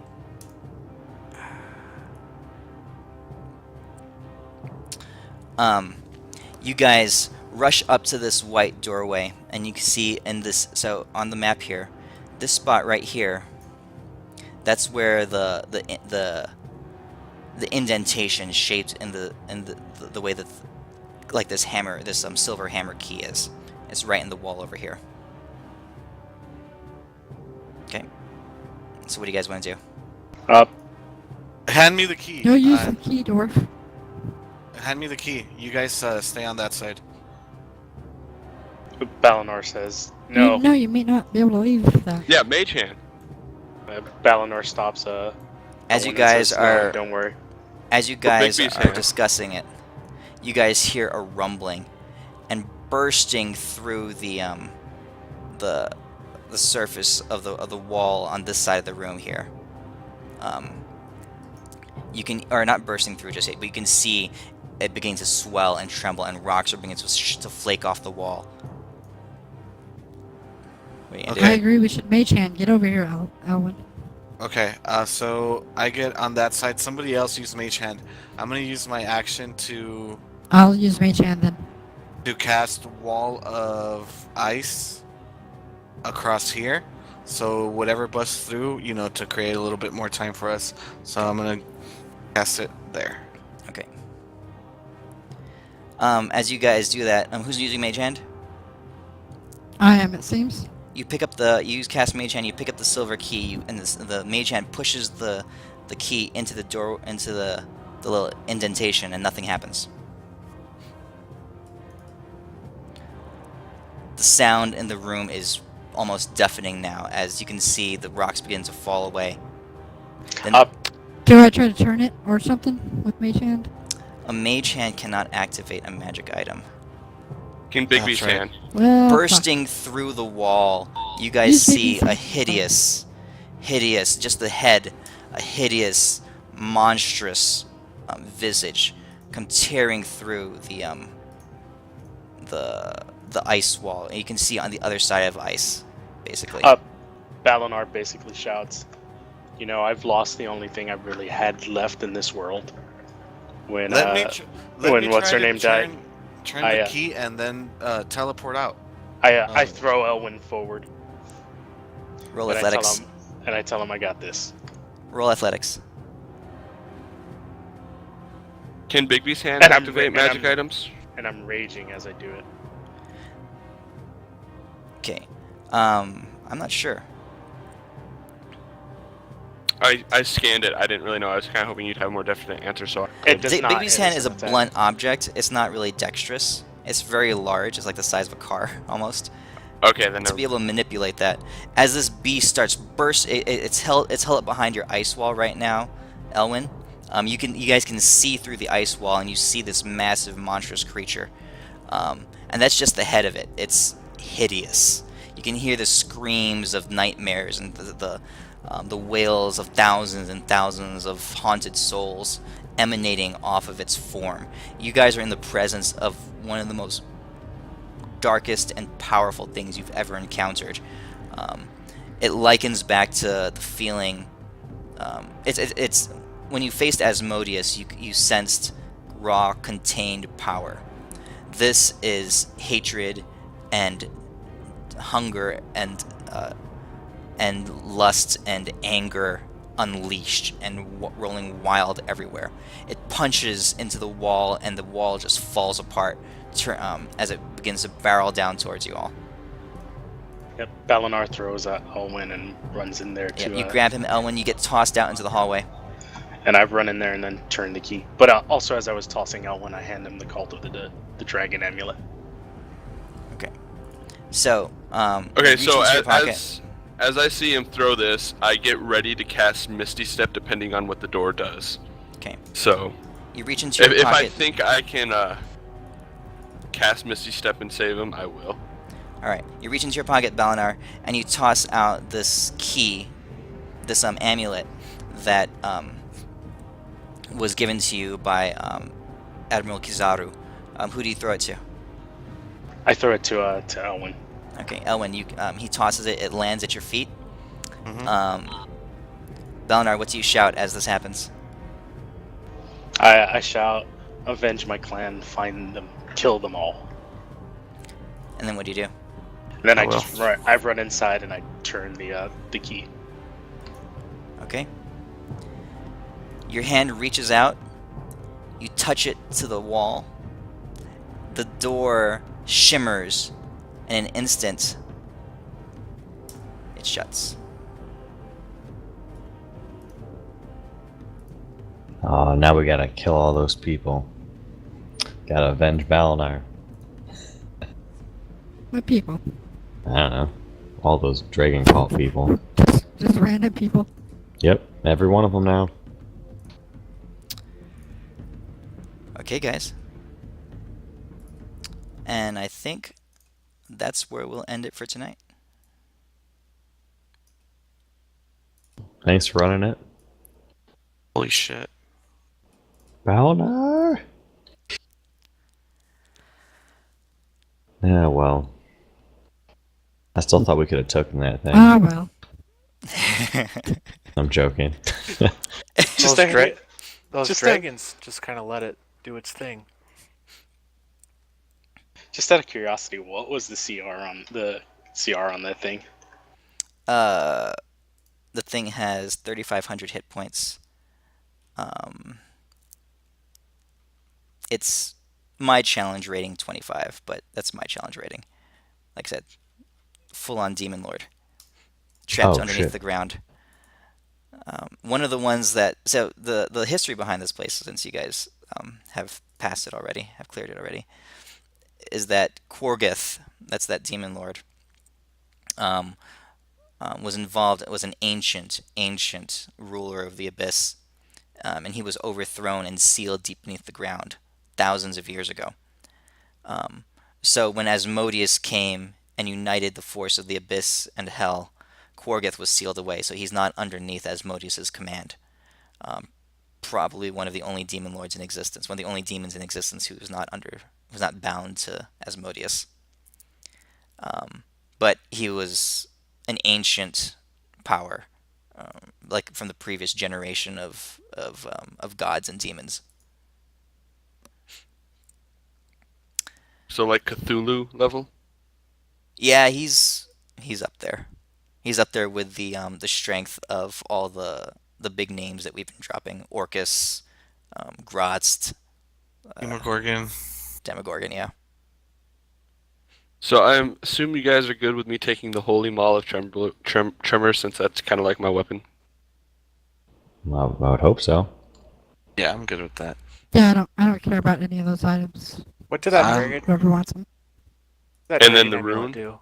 Yeah, the rune. I think if you guys don't mind. No, actually, you already took it. the rune was specific for me. Killjack is going to start taking levels in RuneScribe, the prestige okay. class. How do you prestige class? There's literally only 2 prestige classes like officially written for Oh, 5th okay. edition. I was just There's wondering. Rune Scribe, which is Unearthed Arcana, and then if you do the D&D Homebrew website, there's one on there. I haven't seen that one. Essentially, Send me a yeah, link to it's that one like so I can see it. it's like brand new. It's like I was like Yeah, send me a link to that one. I want to see it. yeah, I checked weeks and weeks, and then just one week it suddenly was there. So, But essentially, you what have to be level? level 5, and then you have to have certain characteristics. That's your Okay, prestige. that makes sense. Oh, yeah. Okay. By the way, did we level? 10, 60, 1, 2, 3, 4. Oh man. So Kevin, what are you gonna make now? If Balinar's dead. I think we're probably gonna go on a quest to get him back. I bet ya. Welcome to level 13, everybody. Nice. All right. So that was our dungeon crawl. Yeah, that sucker's shut. Yeah. That door is locked shut. Those so some of the hints I was dropping just so they were solidified. Those dragons that were in there, like I said, they were just aspects of their real forms. And the hints that they dropped. So Belinar, you asked one more question that I didn't answer quite yet. Let me see what it was. I was asking if they knew if there were any other dragons in the world. Okay. So they're gonna respond. They're gonna say, there may have been some who stayed, but most were slain, and we who fled have been changed. Now, question: were those I know during the game I wouldn't have done anything about it, but just wondering wise, Flame were dragons. those flame dragons? Are they the ones from the player's handbook? I'm not the Tome of Beasts. yeah. So basically, I'm getting all, for this game. I'm getting all my dragons from the Tome of Beasts, none from the Monster Manual. There's so many cool ones in there. Yeah. Those void dragons are sweet. Hey, if you find them, they're there. They're they're in the world, along with all the other ones. Okay. All right. Well, I'll see you guys next week. Thanks for everything. All right, everybody. Hey, how did that amulet work? The key? The dragon called User amulet. disconnected from your channel. It's just an image. Well, actually, you don't know. It was given to you by Admiral Kizaru. He gave it to Balinar, and Balinar gave it to Elwyn. Well, Didn't we kill that guy? The dragon that you killed, yeah. Yeah. Killjoy, can you link that in TeamSpeak? I can't click it for some reason. So is Balinar making a new character, or are we gonna go on a quest to get him back? Balinar? I guess you'll find out next week. Oh, come on. Outside of game, Balinar is going to roll a new character. He Do you want to explain it, or you want me to explain it? Basically, from a roleplay stance, as far as Balinar's concerned, he's like super pissed off at Euphemia. Kind of blames her for the death of I can't even remember her name. It's been so many Marina. Oh, Yeah. episodes. Marina. yeah, really great person to love there. The person you can't remember. Yeah, but he's just role playing him. Yeah, as far as role playing goes, that's how he feels. He also kind of blames. Didn't she sacrifice herself to heal someone else? So why does she blame me for it? He blames you because if we hadn't killed that dragon, that was that guy's girlfriend, none of that would have happened. At least in his eyes, that's how he feels. Yeah. It doesn't have to make sense, but it's just the way his character would have seen it. That sounds perfectly like Balinar. Doesn't make sense. So he's gonna try to, we'll see what happens next, but expect a new character to be introduced to the party sometime soon. Hopefully without a false resume this But time. now I have the magnificent mansion, so we don't have to camp anymore. Oh, you picked up that spell? That's cool. And I have Of course. teleport, so we don't need your chalks anymore. You picked up teleport, level 7. Right. What's the difference between that and teleportation circle? Teleport has a little bit of randomness to it, but you can go to places that don't have a teleportation circle inscribed. But does he have to know them or something, or is The there better any he knows limitation it, to it? the better the odds that it'll be successful. If it fails, you could get sent somewhere else. Or stuck in the dirt. Yeah. Well, then I'm still gonna work on my teleportation circles. Then I'm still gonna make I a don't few know of them. the components. I'm not gonna give that up. It's just verbal. There's no components at all. Instantaneous. Nope. All right. That seems a bit overpowered compared to teleportation circle. It's a It 7th level spell. transports you and up to 8 willing creatures of your choice. Did that link work for you? Yeah, it's just weird though. I mean, it's a teleportation circle's a 5th level spell. I guess that makes the difference. Yeah, it's a 7th level spell. Yeah, Whatever. it worked. It worked. Thanks, Killjack. Yeah, I just the whole component thing for the spell was, it's by rule and stuff, but I just use it as a plot device also. Well, you're gonna put any limitation on his spell then, because you Well, put so many limitations on mine. I haven't even been able to use it. I know. I wasn't ready for you to go back to Westfane yet. Well, that's so unfair. Well, you didn't have Unfair, man. the components. If his had components, I would make him go get it too, but it doesn't have any components. I was gonna Well, say, you could I add was saying components. Elwyn can't cast the spell because he doesn't have the components for it, but it doesn't have them. Well, actually, I'm not sure. I'm going to think about it during the week to see what spells I'm going to take. By the way, did you make a bag of random components that I can actually have just in case? Yeah, it'd be like a As component loot. pouch. Yeah, but you can find some rare components in there.